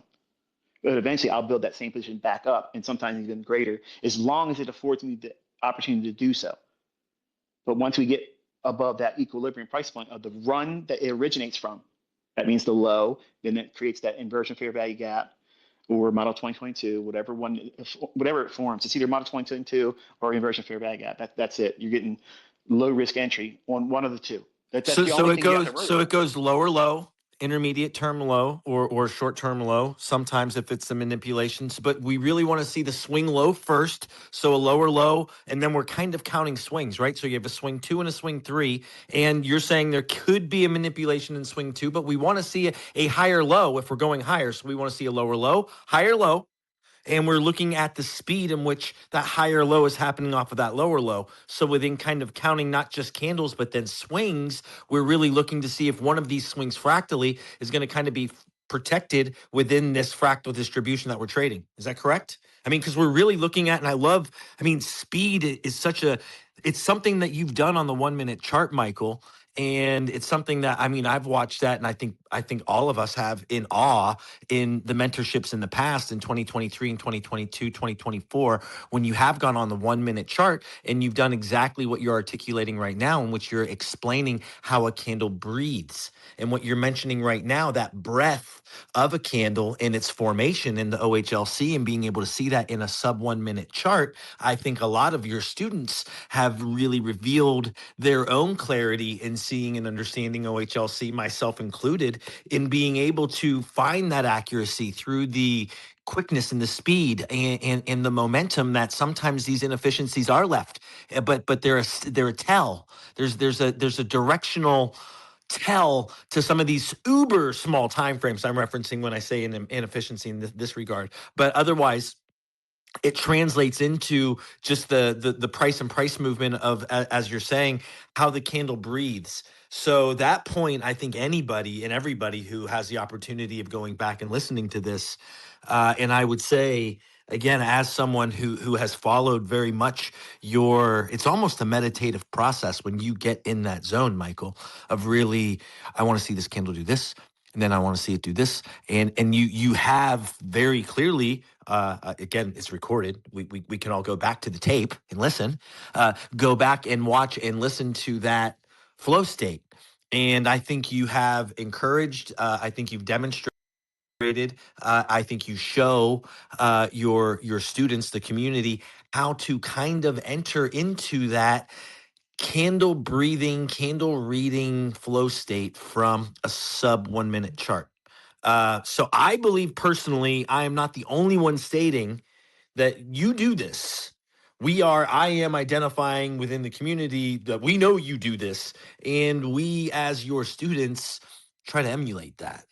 I do believe this, that there are a lot of folks that are trying to really get into that flow state. And it is through your vocabulary, it is through the logic, it is through the philosophy, it is through algorithmic price delivery, it is through the market maker models, it is through the high probability trade setups that you talk about. It's in the swing trade setups you talk about. Again, core content month 6, or short-term trading 7, or high probability trades 8.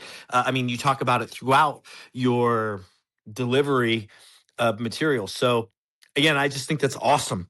And that emphasis for anyone who's listening, how a candle breathes, and then that speed that Michael is explaining and how he has explained it, I would suggest or implore that you go back, find the price action videos in which Michael is utilizing the chart as this classroom of price, as he's referred to it in the past.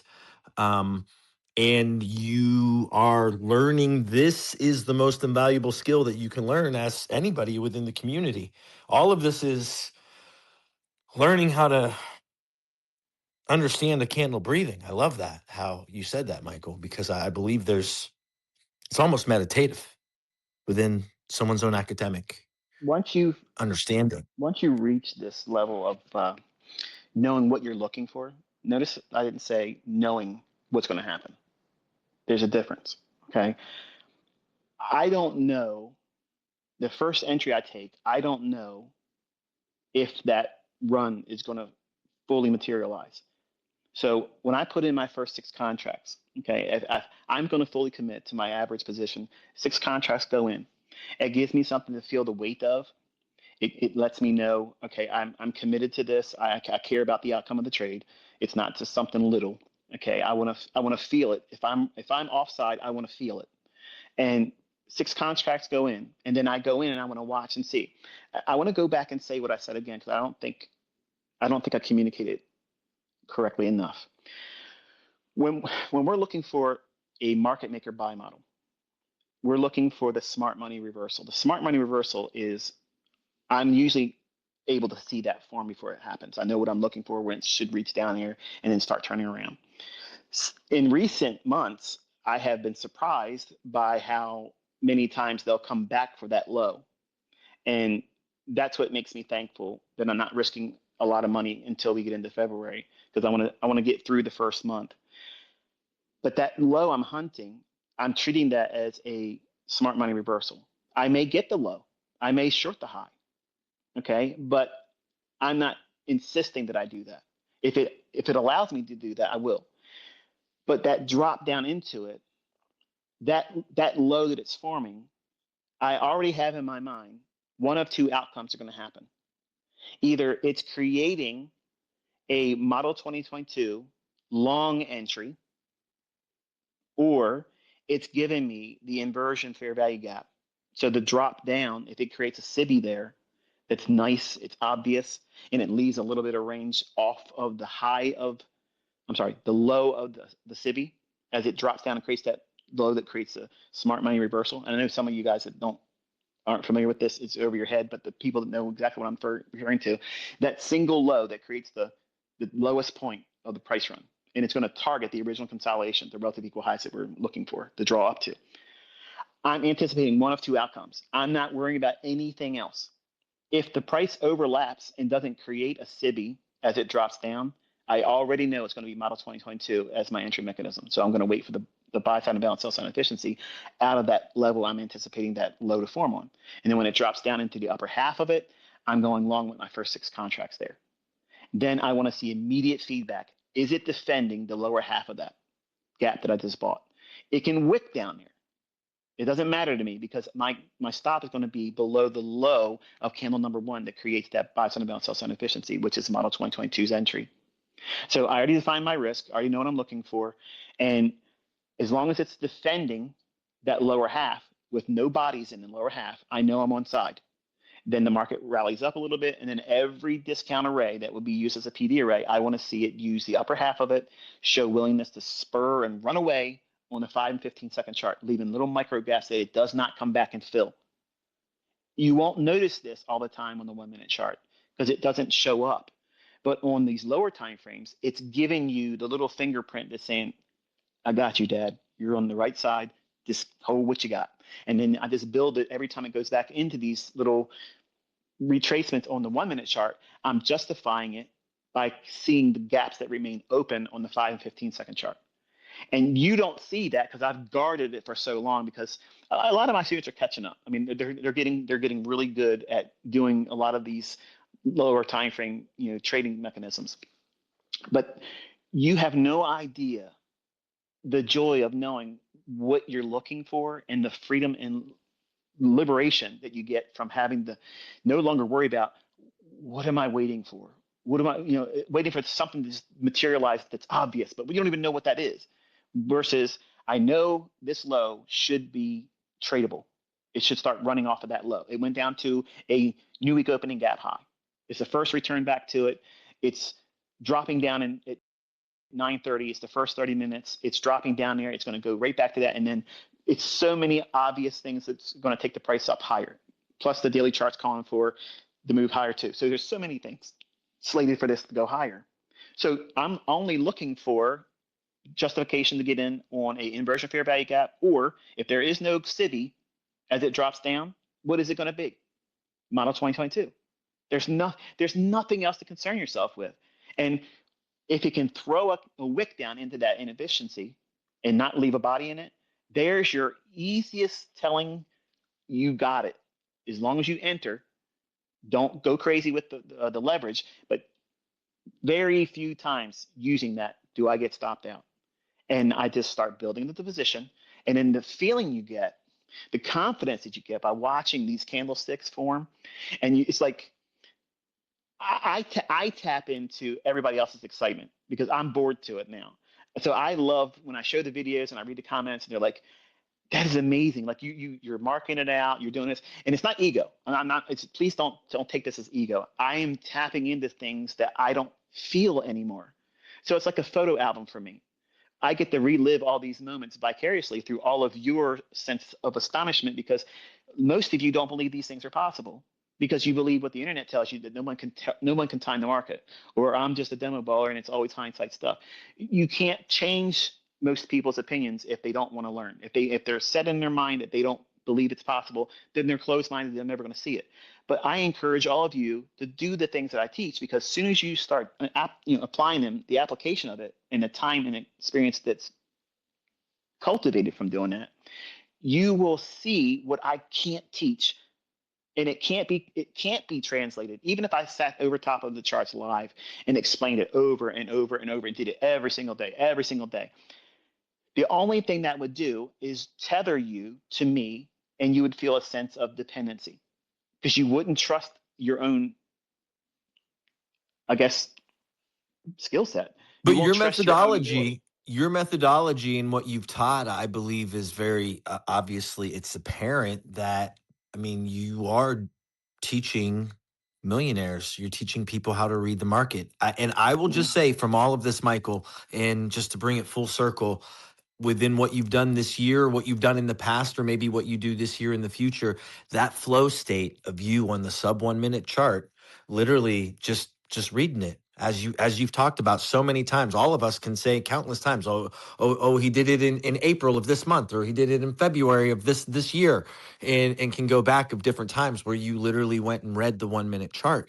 But I think a lot of the newer followers, a lot of the naysayers, a lot of the easy ways for you to just be you is, I'm just saying, like it's like your students as well, really. And I want to include myself, like I really love trying to get into that flow state onto the minute sub 1 minute chart. And if you're live trading, or you're within that state and you're able to see the market, which you can clearly do with your concepts, with what you've taught, with the vocabulary, with the logic, with the with all of it, right? That's the whole point, with all of it. And it is replicable because you've taught this and more people than just you are doing it. And that's what we're manifesting, and that's what's coalescing in a much stronger form within technology, and with where and how we can utilize community in a positive way. This is it.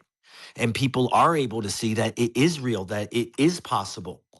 And that's the listener, not just for you, as you're saying, Michael. It's like, this is just like, it's old news for you, right? It's not as a big deal for you, but you being able to do this, and then for folks to be able to see that, again, it's magical. And as just someone that gets to kind of narrate or talk about it, or also witness, and has someone who has spent quite a lot of time trying to replicate that skill set. That's the skill set, Michael, that I believe is transferable, that you have communicated on your channel so effectively. And that's how to understand the breadth of a candle. And then your life's work really explains that in so many different angles and perspectives, and ways in which to go about it. So I just wanted to add that, my thoughts. That's awesome. Thank you for sharing that. I always wonder, like, do people, number one, do they believe they can do this? Because I have students that the base is growing and they're doing amazing things, and you're bringing the receipts and you see it. But there's a lot of other people that just want to remain private. Like, they're not like you. Like, to me, you're like an extrovert.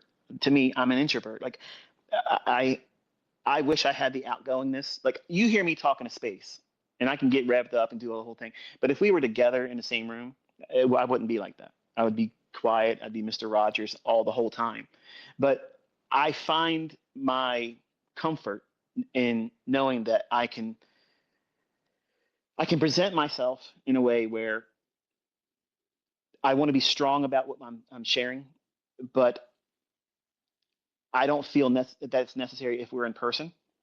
And I often wonder, what does it feel like when my students are able to do this and they did it all by themselves, and they see where the market's going to go, they enter into their trade, whether it's demo, who cares? I don't care about that.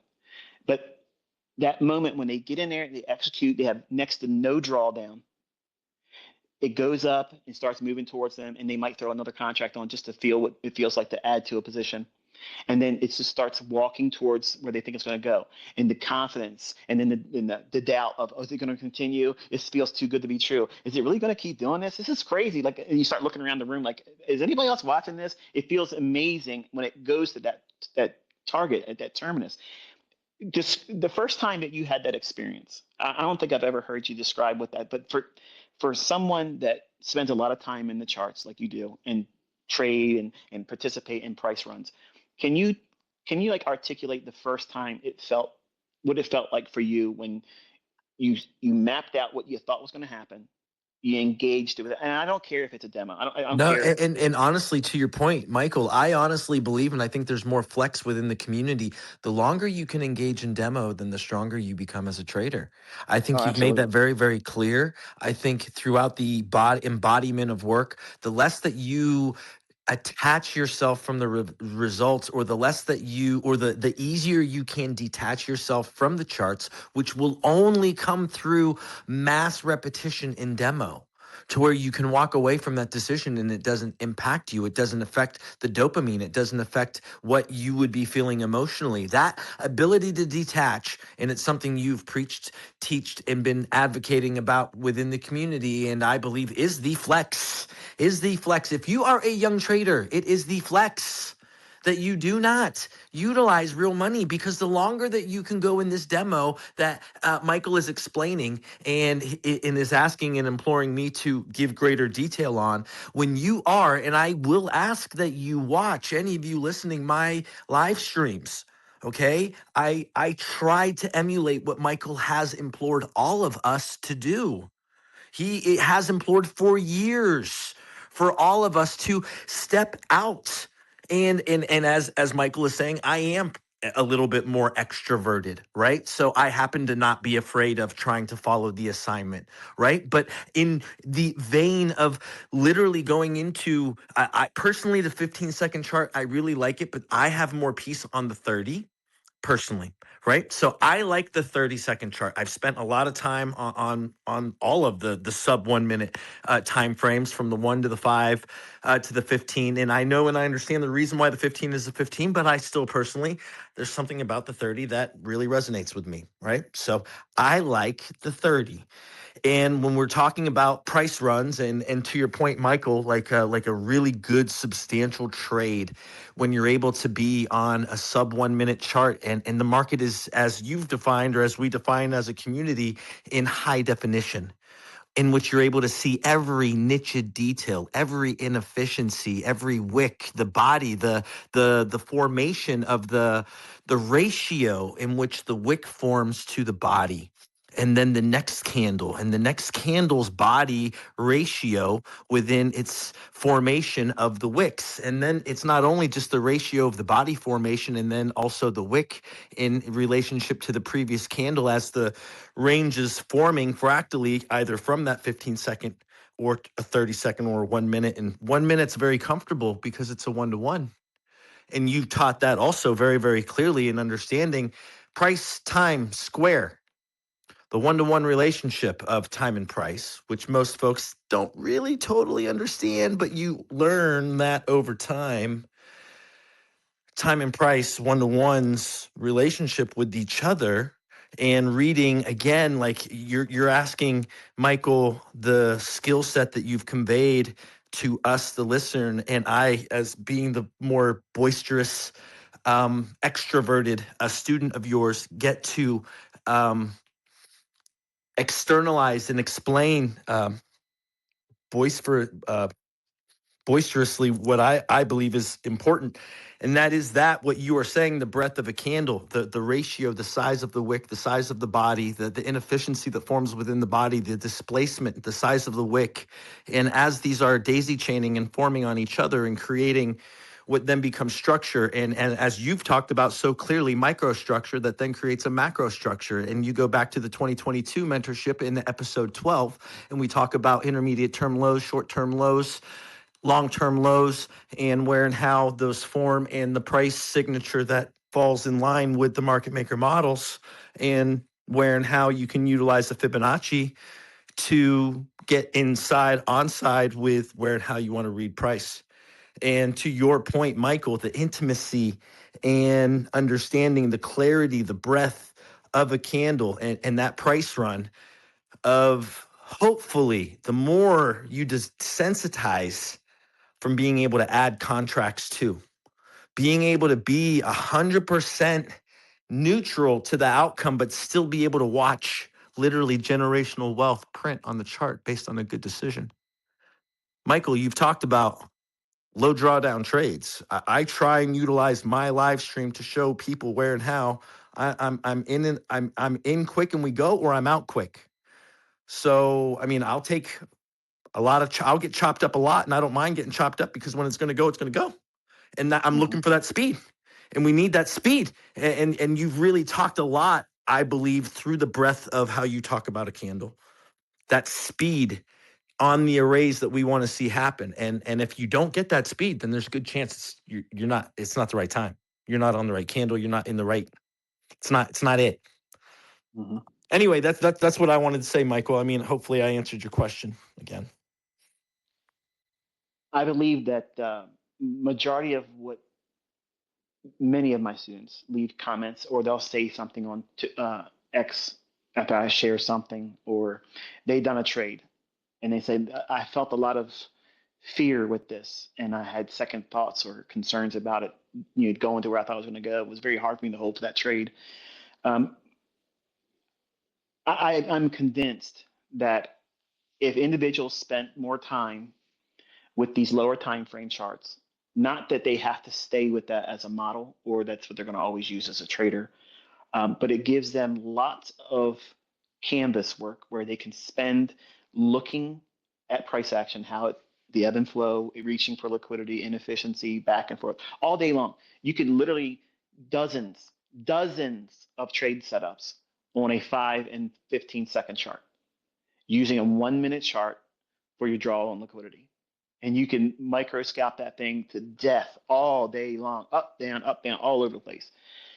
That's not an invitation for you to go out there and run up a huge bill with your broker with commission costs, okay? Or just go, sugar No, concrete. it's be a student and take a semester and actually be a student in demo and do exactly what you're saying, right? I mean, really, it's like take a semester and study. I believe a lot of your content, Michael, is really taking, if we're talking about a master's degree, if we're talking about 18 months, taking, 6 months to a year in that high frequency price delivery. I believe you have more than enough content that affords the student the ability to do that.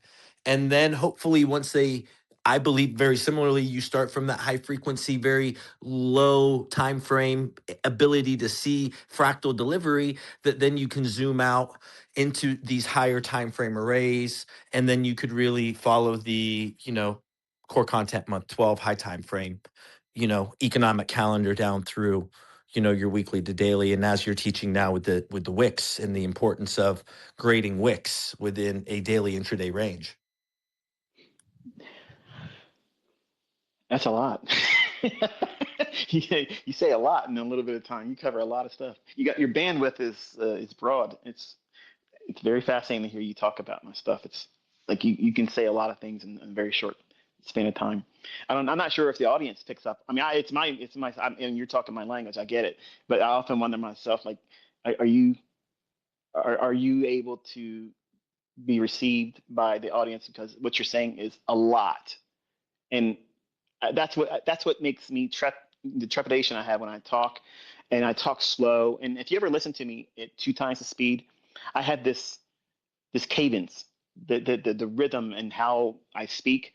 It's very noticeable when you listen to me at 2 times the speed, and I've never heard that in my speaking because I just never listened to it. But I'm very careful about how I say certain things because I'm trying to answer as close as I can to textbook response, because the books that I'm writing, I want everything to match what I've said in the past. I don't want to have someone say, well, you said this and that other thing, and it's going to cause confusion and it's going to cause doubt. And I don't want a million emails sent to me when people get the book and read it or whatever and say, well, this is what you said here and there. So I'm very careful about what I say. Now, when I'm speaking passionately, and I usually blue collar language, there's no pausing, there's no cadence there, except for just like what you just say. When you say what you say, it's like full speed ahead, bulldozer. You're comfortable with what you're saying because you know it, you lived it, you've been dealing with it. But as the person trying to make sure that I'm teaching it in a way where I'm not going to cause confusion, I'm very selective on how I say certain things because I want them to match up to what I say at later time. When you have it in text, that's it. That this is what I meant to say. I may have said it incomplete, not by intention, or I may be omitted. Like, for instance, when I was doing my space earlier, when I was talking earlier, when I was listening to other people in this space here, it came to my recollection that I didn't really make a point like I wanted to. What I was going to say was, I think that all the stuff that's going on up in Minnesota is going to bleed into the summer months, and they may use this as a reason to not allow the midterms as an election like it normally would be. And that was a point I was going to try to make earlier, but because I was passionate about what I was saying, I went off rails. But when I'm talking about technicals and when I'm talking about my life's work, I bring it down real slow because I want to make sure what I'm saying is number one, as close as I'm going to have it in text and also what I've already taught in the past. But I don't want to make it hard or complicated because while it's dense, it's a lot of things. It's not complicated. There are some rules, there's some things you have to look for, and you have to be familiar with certain things. So when I say, like for you, you understand right away. If I say, look at a 1 minute chart. Do you mind if I basically give an overview of one of the chapters in the book? I love it, bro. Yes, please. Okay. All right. One of the things I talk about is running drills. And when I did a live stream last year, I was like, look, I'm going to enter trades, okay? And it's not meant to be right or wrong, but I want you to learn how to desensitize yourself from execution. And this is what I learned from Larry Williams, where he was afraid to get into trades. And I was afraid to get into trades too, because I was like, I don't want to be wrong. Like I cared more about being right than being profitable. Like I wanted to be right. So I had to work very hard. And it's still, you still hear it, and it permeates my teaching style and my character as a teacher and trader. I'm highly focused in precision because the outcome, the money is not important to me. It's the perfection of execution, the excellence of execution, the pristine entry, the lowest drawdown, the exits are so close to where the turning point was at. That's what I'm aiming for. I don't care about the money. I know how to make lots of money with very sloppy entry and sloppy holding. That's the easy part. But teaching and conveying the message of precision, knowing what to look for, how to trust the price run, not being scared out of the move, not being worried about what it's going to do. The way you overcome that is you simply use a 1 minute chart. Take a 1 minute chart and use what I just mentioned, well, a few times today, is you're going to have to make a little bit of an investment to get the data to allow you. And I'm not familiar with anybody else's platforms, so I don't know if it just comes with real-time data. But TradingView, apparently you have to do something to get these lower time frame sub 1 minute charts. I don't care what they charge. I'm not an affiliate. They asked me to be an affiliate with them. I declined it. I kept the screenshot in case anybody ever tries to tell me, oh, you're an affiliate with TradingView. I'm not an affiliate with TradingView. I have no affiliation with anybody. But I say that for disclosure because I want you to understand that for you to really learn how to do this well and to speed up the learning curve is simply look at a 1 minute chart. Look for single highs and relative equal highs on the 1 minute chart all day long. As you see them form, mark them out, okay? And then you're going to look at the 1 minute for your draw and liquidity, and the 5 second and the 15 second are like your 1 minute and 5 minute. That's going to be like your entry on. You're entering on the 5 and 15 second chart using inefficiencies like the fair value gap. And what you're trying to do is you're entering think of it like a silver bullet. If you think that relative equal high on the 1 minute chart is where the market's going to rip to, and it may only be 10, 12 handles, it doesn't matter. The range has absolutely nothing to do with that. You're just trying to get a feel for every price run, every 1 minute high and low, relative equal high or relative equal low. It's going to go back and forth all day long. And you're only going to do one micro contract. That's it. You're not trying to make money. You're just desensitizing yourself, getting in, trading it to the run to the high, run out the liquidity. If it continues on, let it rip. Wait for another high and low form, and then look for the other direction and back and forth. And I was basically doing that last year with a live stream. And I was saying, look, this is what you do. And some people came in, they didn't listen to the beginning of the stream. I said, this is not me trying to make money in front of you. I'm teaching you how to do drills. Okay. So you do this for a couple weeks with no bias. You're just doing it all day long. You're going to have lots of transactions. And it's very hard for someone to do this and not feel like the outcome should be way more in your favor. By doing it this way, you're not teaching yourself to look for the trade to be perfect. You're not looking for the trade to be profitable. You're not even looking for it to be right. You're just following the procedure of there's a fair value gap and there's liquidity. I'm aiming for that over and over and over again. You desensitize yourself to the outcome. Then what you want to do is after 2 weeks of doing that, you want to apply what you think the daily charts, what direction it's moving in.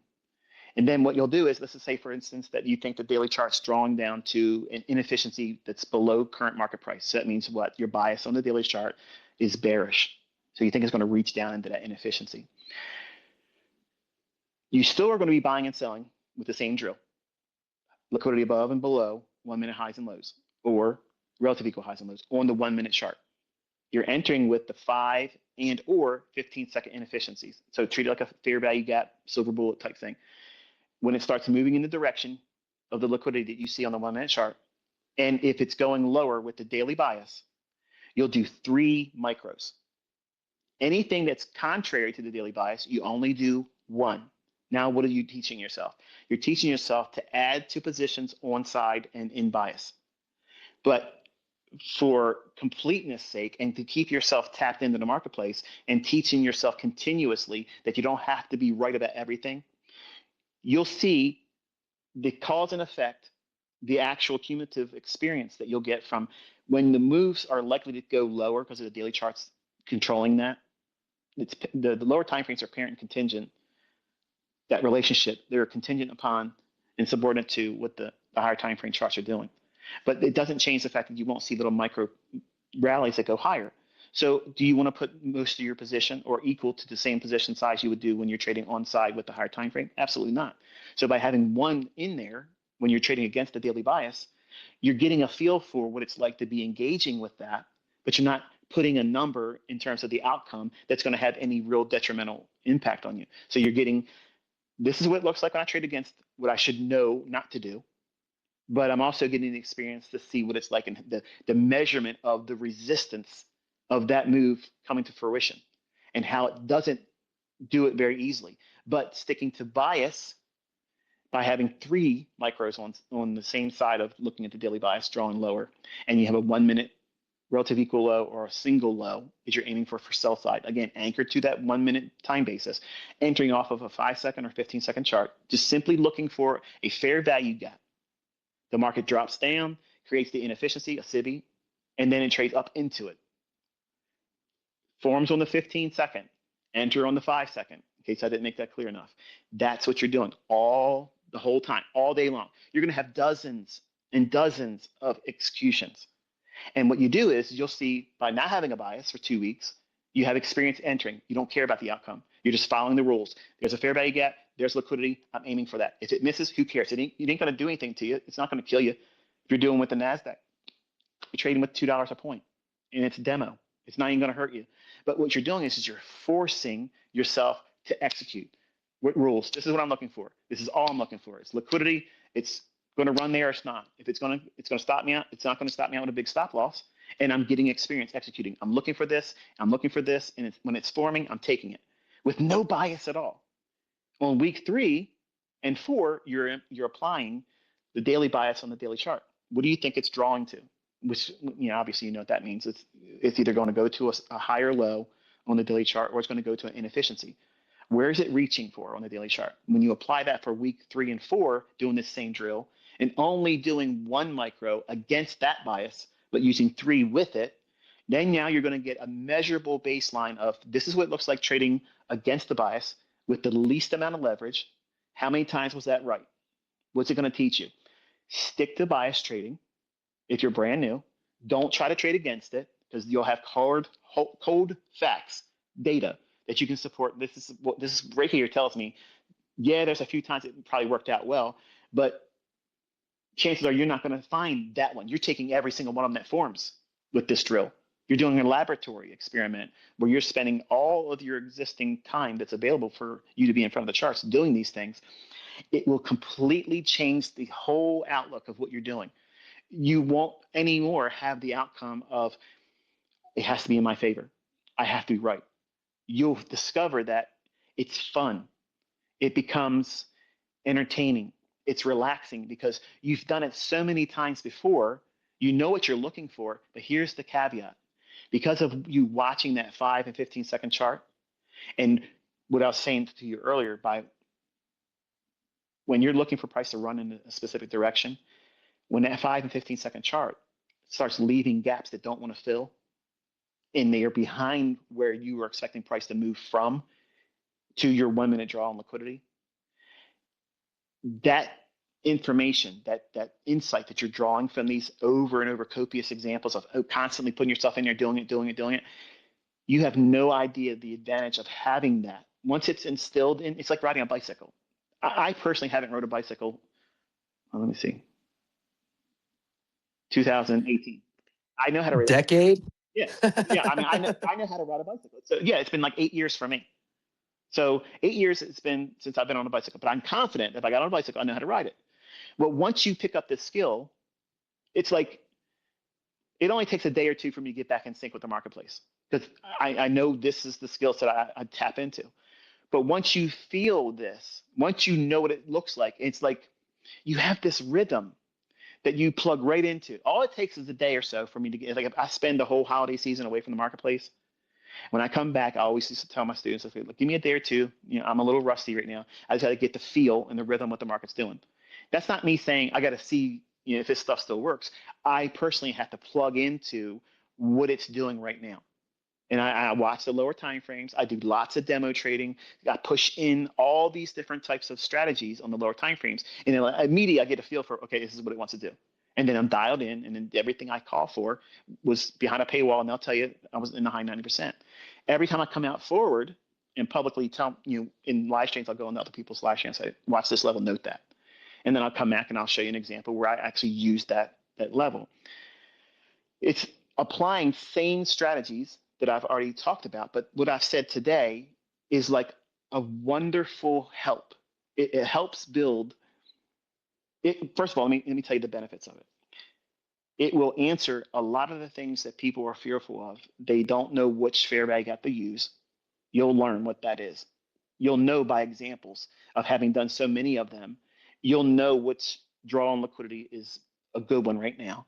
You'll know market structure better on a micro scale, which is high frequency trading. You'll be able to trade any market, not just NQ, not just Forex, but you'll be able to go into anything and trade it. Anything. I don't personally, and I would never trade Bitcoin, but I have done these things in demo, and I've done pretty good, you know, on the lower time frames, just to entertain my kids and say, look, you know, like Cameron and say, can you do it with Bitcoin? I say my students all the time ask me to do this, and I don't want to make a big deal of this, but let's just go and do it. And it's the same kind of stuff, but I would never want to go do that with Bitcoin. And some of the Bitcoin runs were pretty exaggerated, which was fun when I was right, but it wasn't enough for me to come out and say, I'm going to trade now crypto because my stuff works. I've never put money into a crypto trade, and I never would. But I have students that have made lots of money doing it. So I take solace in knowing that they were able to use it there. So that to me is enough to warrant, you know, a response. Say, look, don't take my word for it. My students, they say it works there. But it'll teach you not to fear the outcome. It'll teach you how to trust the price run that you're inside of. And also, here's the benefit. Here's the rub that nobody can really pick up on until you go through this process. You will feel it. You will feel the disconnection by watching live price action when there's a disconnect.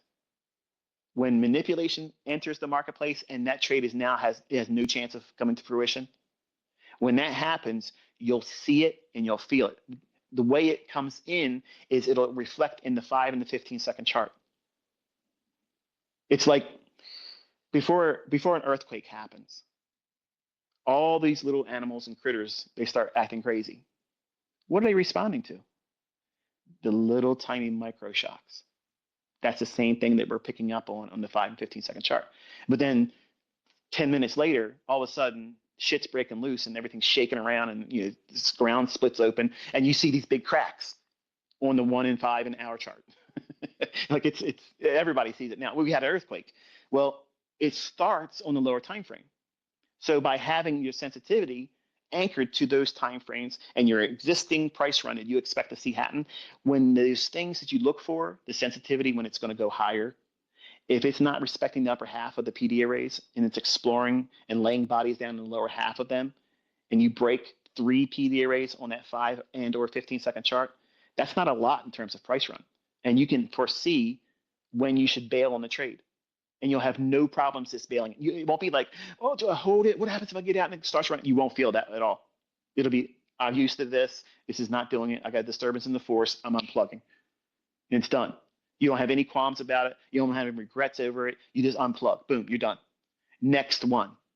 Move right to the next one. And you become a machine. You're not a worrisome organic creature that's wrapped up in a bundle of nerves. Oh, is this going to work out in my favor? Because you've rushed.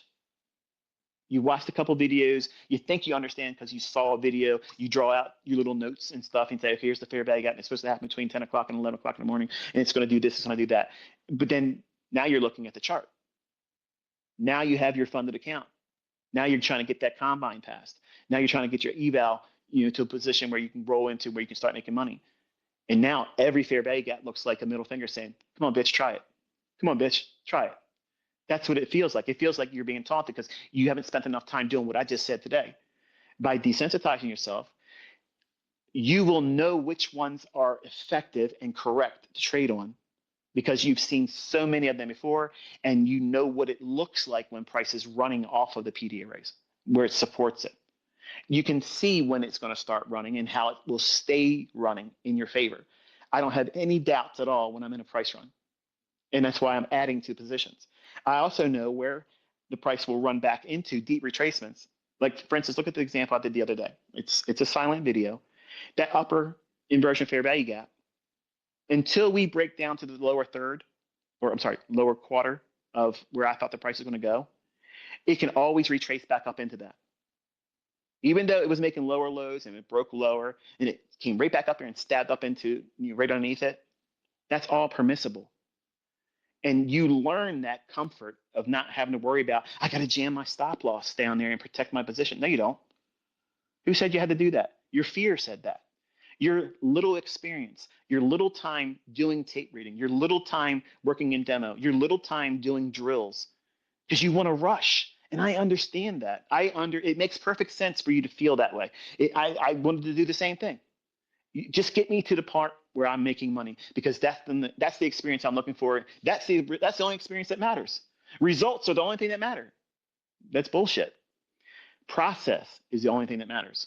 Because if you have the right process and you follow that over and over and over again and you stick to it, that process will yield a positive outcome. If what you're doing makes sense and it's a sound model and you understand price action, and you understand liquidity and inefficiencies and the ebb and flow that markets often all day long create dozens of opportunity in. I'm literally telling you how to trade every hour candle.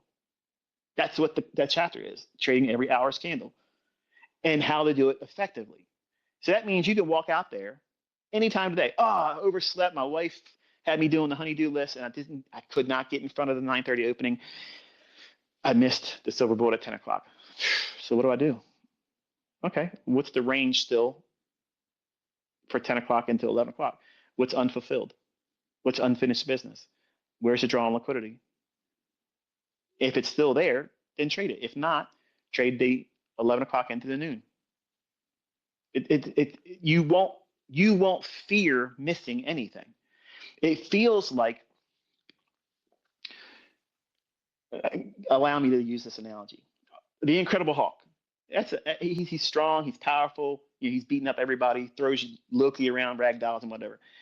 When Thanos got rocked by him, punched him in his face, beat him all up, did Thanos have like, oh shit, this green son of a bitch he's going to tear me up? No, he just started whooping his ass because he knew what he could do. He let him feel it. Come on, feel it. Hit me what you got. And then he walked all over the Incredible Hulk, beat his ass. Okay, well, that's what this does for you. It gives you this confidence that from the other side of the fence, people listening to you talk about what you know you can do, what you're comfortable doing. It sounds like arrogance. It sounds narcissistic. It sounds egotistical. It sounds like you're full of yourself. No, absolutely not. It's you having done all the hard work. You pushed everything aside, all the doubts, all the misconceptions, all the bullshit you hear on the internet. Nobody can time the market. And you put yourself in front of the charts and you submitted to this process. And what you'll discover inside of 1 month, 4 weeks is all it takes, folks. 4 weeks. You will be able to find setups every 60 minutes. Every 60 minutes. Now, am I saying you're going to get a 100 pip run or a 100 handle run every hour? Absolutely not. But you can if it forms it in terms of the opportunity of range expansion, if that's what you're looking for. But I'm talking about bread and butter, pay your fucking bills, get your grocery money. Every hour, you can find a setup like that. Now, what happens when you say, this is wonderful, but I only have 1 hour a day to trade. My life doesn't afford me any more time than that. Then you do this in that 1 hour trading. And you don't worry about anything else I've taught. You don't worry about what my other students are making money with. I don't care if it's millions of dollars, they get the highest payout. I don't give a shit. That's not you. That's not an invitation for you to do what they're doing. You still have to find your niche, your place in this. And it's going to be unique. But that ain't all you'll ever be. Right now, this is what you have. You only have an hour or whatever it is, the time. Or if it's whatever day of the week you're limited to. Who gives a shit? That's what you have. That's what you work with. You have to adapt. But you have no excuses. Zero. None of you have excuses why you can't go out there and find something to replace your income. At the very minimum, half of your income. And that right down in the grand scheme of things, how everything's so expensive, it is so liberating to know that this skill set is available to you. And all it takes is you to sit down and say, I'm not going to come into this with any expectation. I'm going to see what comes from it. This is what the rules were. This is what I'm going to submit to, and I'm going to keep a log of what it is. How many handles or how many pips, regardless of whether you're trading, forex or index futures or commodities, it doesn't matter. You keep a running log of this is what I did. I went long. I did one contract of a micro contract, and it was a fair value gap here, there. And it's better for you to see this at the end of the week and reflect on it and take screenshots. Really treat it like a lab experiment, like you're in college. Okay. And I don't want you emailing me this shit because so many people email me and say, what do you think about this? Like I'm grading them. Like I don't have time. If I did that to everybody, I would never get anything done. So it's not, I'm not trying to be ignorant or dismiss everyone, but it's for you to keep this information. And then once you do 1 month of it, you're going to find that you can watch price action with a lot more understanding. You'll be able to read it better. You'll know much more confidently what you think is going to happen. It won't be perfect, but you're going to have a whole lot more understanding. And then you try it on month 2 and you compare your results with what you did in month 1. And I promise you, it will be light years in advancement. And anytime you want to practice, this is what I do. When I tell you, I used to tell my students all the time when I was behind the paywall, I'd say, look, I'm running drills. I'm running drills. What is that? I'm doing high frequency trading. I'm constantly feeding myself. Is the market delivering like this? What happens if it doesn't do it? What happens if you keep getting into these trades and it keeps overlapping the gap that you're trying to trade off of? It's going to fail, isn't it? The common misnomer is this stuff doesn't work. See, look at this. The takeaway is it's teaching you that this is what this environment looks like. Don't trade in it. Don't trade in this. Don't keep pushing into this and think that you're going to get the right one eventually. Stop trading. Wait until the afternoon or trade the lunch macro.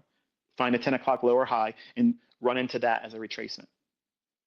You see how all of these protocols affords me the ability that I don't give a fuck. I don't care what the market's going to do. I don't care. I can literally wake up, don't look at the chart, don't give me a bias, walk out there, and this is what I'm going to trade right now. This is it. And I will whip the shit out of anything else out there just with that mindset and that approach. I don't need all these gimmicks. You don't need market depth. You don't need level 2 data. You don't need market profile. You don't need order flow. You don't need all that horse shit. You don't need none of that stuff. But you need to know where the market's likely to go to next. You have to have that first. Then, is the market showing you a willingness that it wants to operate in low resistance liquidity runs? That means it's not fuzzy. It's not sharing a lot of the space in the previous candles. It's elongating. It's leaving small little inefficiencies unfilled. And if there is a fair value gap, it doesn't fully close them in. You have everything in your favor now. You have everything. If you're trading in a session time that's conducive for these price runs to be there, 7 o'clock to 9 o'clock, 30 minutes from 9 o'clock to 9:30. Just relax and chill out. Grab some breakfast if you want to. And then at 9:30, wait for that opening bell. First present the fair value gap. If there's a gap, where do we open? Where's the mid gap? Right there. That's the first thing you're going to do. You see how there's rules to this? And this is one thing after the next. This is what we're looking for. The whole day, I have a whole protocol based on what time of day it is, what I'm looking for. This is what's going to be in the book, but I've already taught it all. I've already taught all these things. And to have, I guess maybe in a way it'll be helpful for you to have it in a book form, because it's like here it is in text format.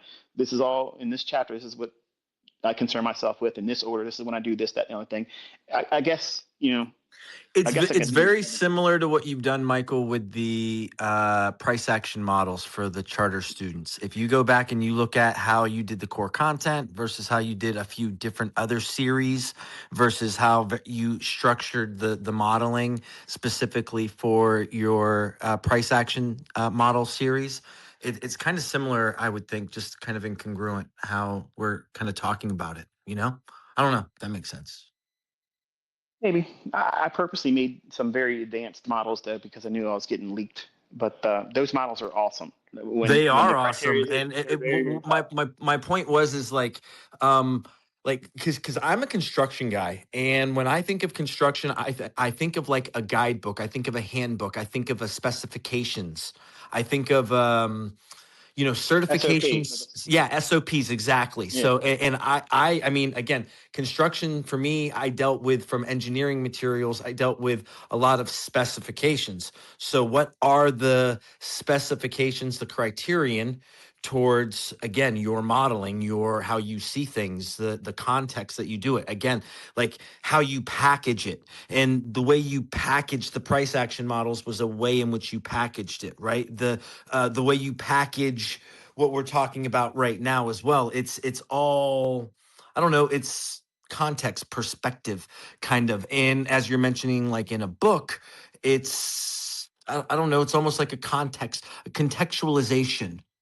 I don't know. Yeah. SOP, I guess, is the Yeah, closest thing. SOP is, I think, the right way of putting it. Yeah. I'm not sure if the audience has gained anything by what I've been discussing with you in the last half an hour or not.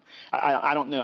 I'm confident that you pick up on what I'm saying. It makes sense to you because you spend a Oh, lot of time in price. absolutely. And well, hopefully, here's the thing, this is recorded. And also, there are folks, I think it's good within the community that, I mean, a lot of folks understand that there's kind of levels to the game. Right. And there's Yeah. different levels of conversation, and you feel comfortable with me. And even though I can be maybe verbose and, as you've said, kind of extroverted with how verbose I can be in unpacking your concepts, maybe in one breath. And you're like, wow, how do you do that? Like, wait, Yeah. did he breathe? What the Yeah. fuck? Uh, but Yeah. but anyway, it's that kind of thing. Like, there's a level of learning to all of these things, and being able to convey something or articulate it consistently. And I know that's very important to you, is being able to convey things consistently. And then I think one good thing is, from a community standpoint, we can convey a lot of things consistently in the same regard.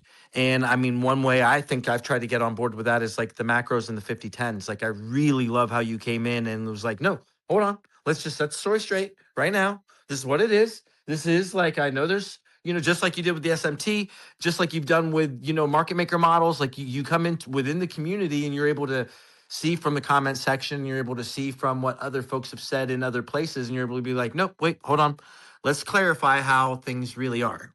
And Yeah. like, Just a SOP. recalibration. Yeah. Yeah. I mean, I don't discourage anyone's observations and discoveries. But if you don't keep in sync with what it is I'm teaching and how I taught it, the things that will come later on in your understanding that's already been taught, they won't dovetail nicely. They'll feel disjointed. And by having, now, as you mentioned here, a macro time, if you apply that also with your drills and you start looking for those runs on liquidity during a macro time, you're going to discover that, wow, there's so many easy setups that form just like this every single hour. You have a 20-minute little sweet span of time where, if your mortgage payment's $4,000 or $5,000 a month, it don't take many of these to get that covered, and you don't need to be doing it with 15 contracts on the mini. You can stay in the micros and just comfortably build it up a couple times a week, and then boom, your mortgage is covered. How many lives would be impacted for the better if your mortgage entirely was covered by your trading? And that's all you ever could accomplish, because you couldn't do anything better than that. You couldn't build it in beyond that. You don't feel comfortable taking more risk or trading larger than that, because a lot of you are going to discover when you are making money, you can be really good at trading, but when you start getting into higher levels of equity, you have to grow into that. Like when you put size on, it's scary. It causes a new level of fear. New levels, new devils. Okay, when you get to this level of larger equity behind you, and you're not just doing 1 and 3 and 4 and 5 micros. Now you're in a range where you're doing 25, 50 contracts of mini, if you're going to stay on a graduated dollar risk basis. So in other words, you're only going to do 1% risk of total equity. Well, as you grow, if your equity's growing up, that's going to equate to, well, what's 1% of 500 grand? You're going to be in the minis. Like, you're not going to just stay in the micros. You're going to be in the minis. So that will afford you larger position sizes if you're going to do that. Or do you say, I tried doing that. I freak out. I feel the pressure of it, moving that kind of money around, even though it's 1% of my account. It just messes with my head. I'm just going to be an income-based trader. So that might be some of you, that's all you ever do. Is that failure? No way. No way. And I'm anxious because I don't want to teach a way where it sounds like this is the only way, using what I just talked about today. It allows you to bring your own personality, your own walk in life, your own circumstances, what you have, your own financial circumstance, your marriage, your relationship, your dependencies, all these things, your business, your work, your university schedule, everything. This allows you to plug and play that. And there's no excuse. You can say all you want that you can't do this, you can't do that. But if you got 1 hour a day, you can trade. Yep. That's it. And 1 hour like trade. the hour, I love that. And I mean, I'm trying to follow that assignment. And I mean, we have a TBR macros indicator that goes over hourly macros. And I mean, I'm trying to show that within how I live stream as well, following that assignment. And I believe that's really great within 2026, or at least that's really good. A way I feel like in following the assignment, and I love that, is, I mean, the hourly macros are really it, right? Like, I mean, that's your daily bread. If you can get in sync with a lower time frame within any given hour, and I personally think of the macros, Michael, and I know other folks look at different things, but I'm thinking about just that within the hourly macros, and an opportunity for, as you're saying, just as you've said in the past, daily bread. Yep. Well, listen, Guy, I have had fun today. I've had an opportunity to spend time with you, break bread with everyone, hang out, listen to everybody's opinions and whatnot. I learned a couple things from a couple of the students and what they were supplying in terms of how they would look at certain things. I didn't get as many things as I was hoping to hear from other people, but the things I did get, I'm thankful for it. I'm thankful that I had an opportunity to hang out with you today and talk to you and have the audience listening to. Hopefully they got something from it. Hopefully, they gleaned some kind of a helpful insight that they can now work with going forward in the next week, and put it to test. Just get the data, pick it up, see what it looks like in your hands after 2 weeks, and then watch 3 and 4th week doing the same thing, using a daily bias. And if you want, I will tell you daily bias each day, but I won't tell it to you until 2 weeks have passed. So that way everybody has to do it the right way with no help from me. And then I'll tell you daily bias, each day, week 3 and 4. But after that, it's all on you guys. But that way you can work with that mindset, 1 against it, 3 in sync with it, but 1 only micro contract for week 1 and 2, and get the data for that. And I think that you will be pleasantly surprised on the experience that it gives you. But I'm going to escape. I have something to take care of my wife and spend the rest of the weekend with her because she's giving me the hairy eye. Hey, well, 4:44. I love the time. I'll There just you say go, brother. that. Have a good weekend, man. Take care. All right. Much love, Michael. Take care. Take care.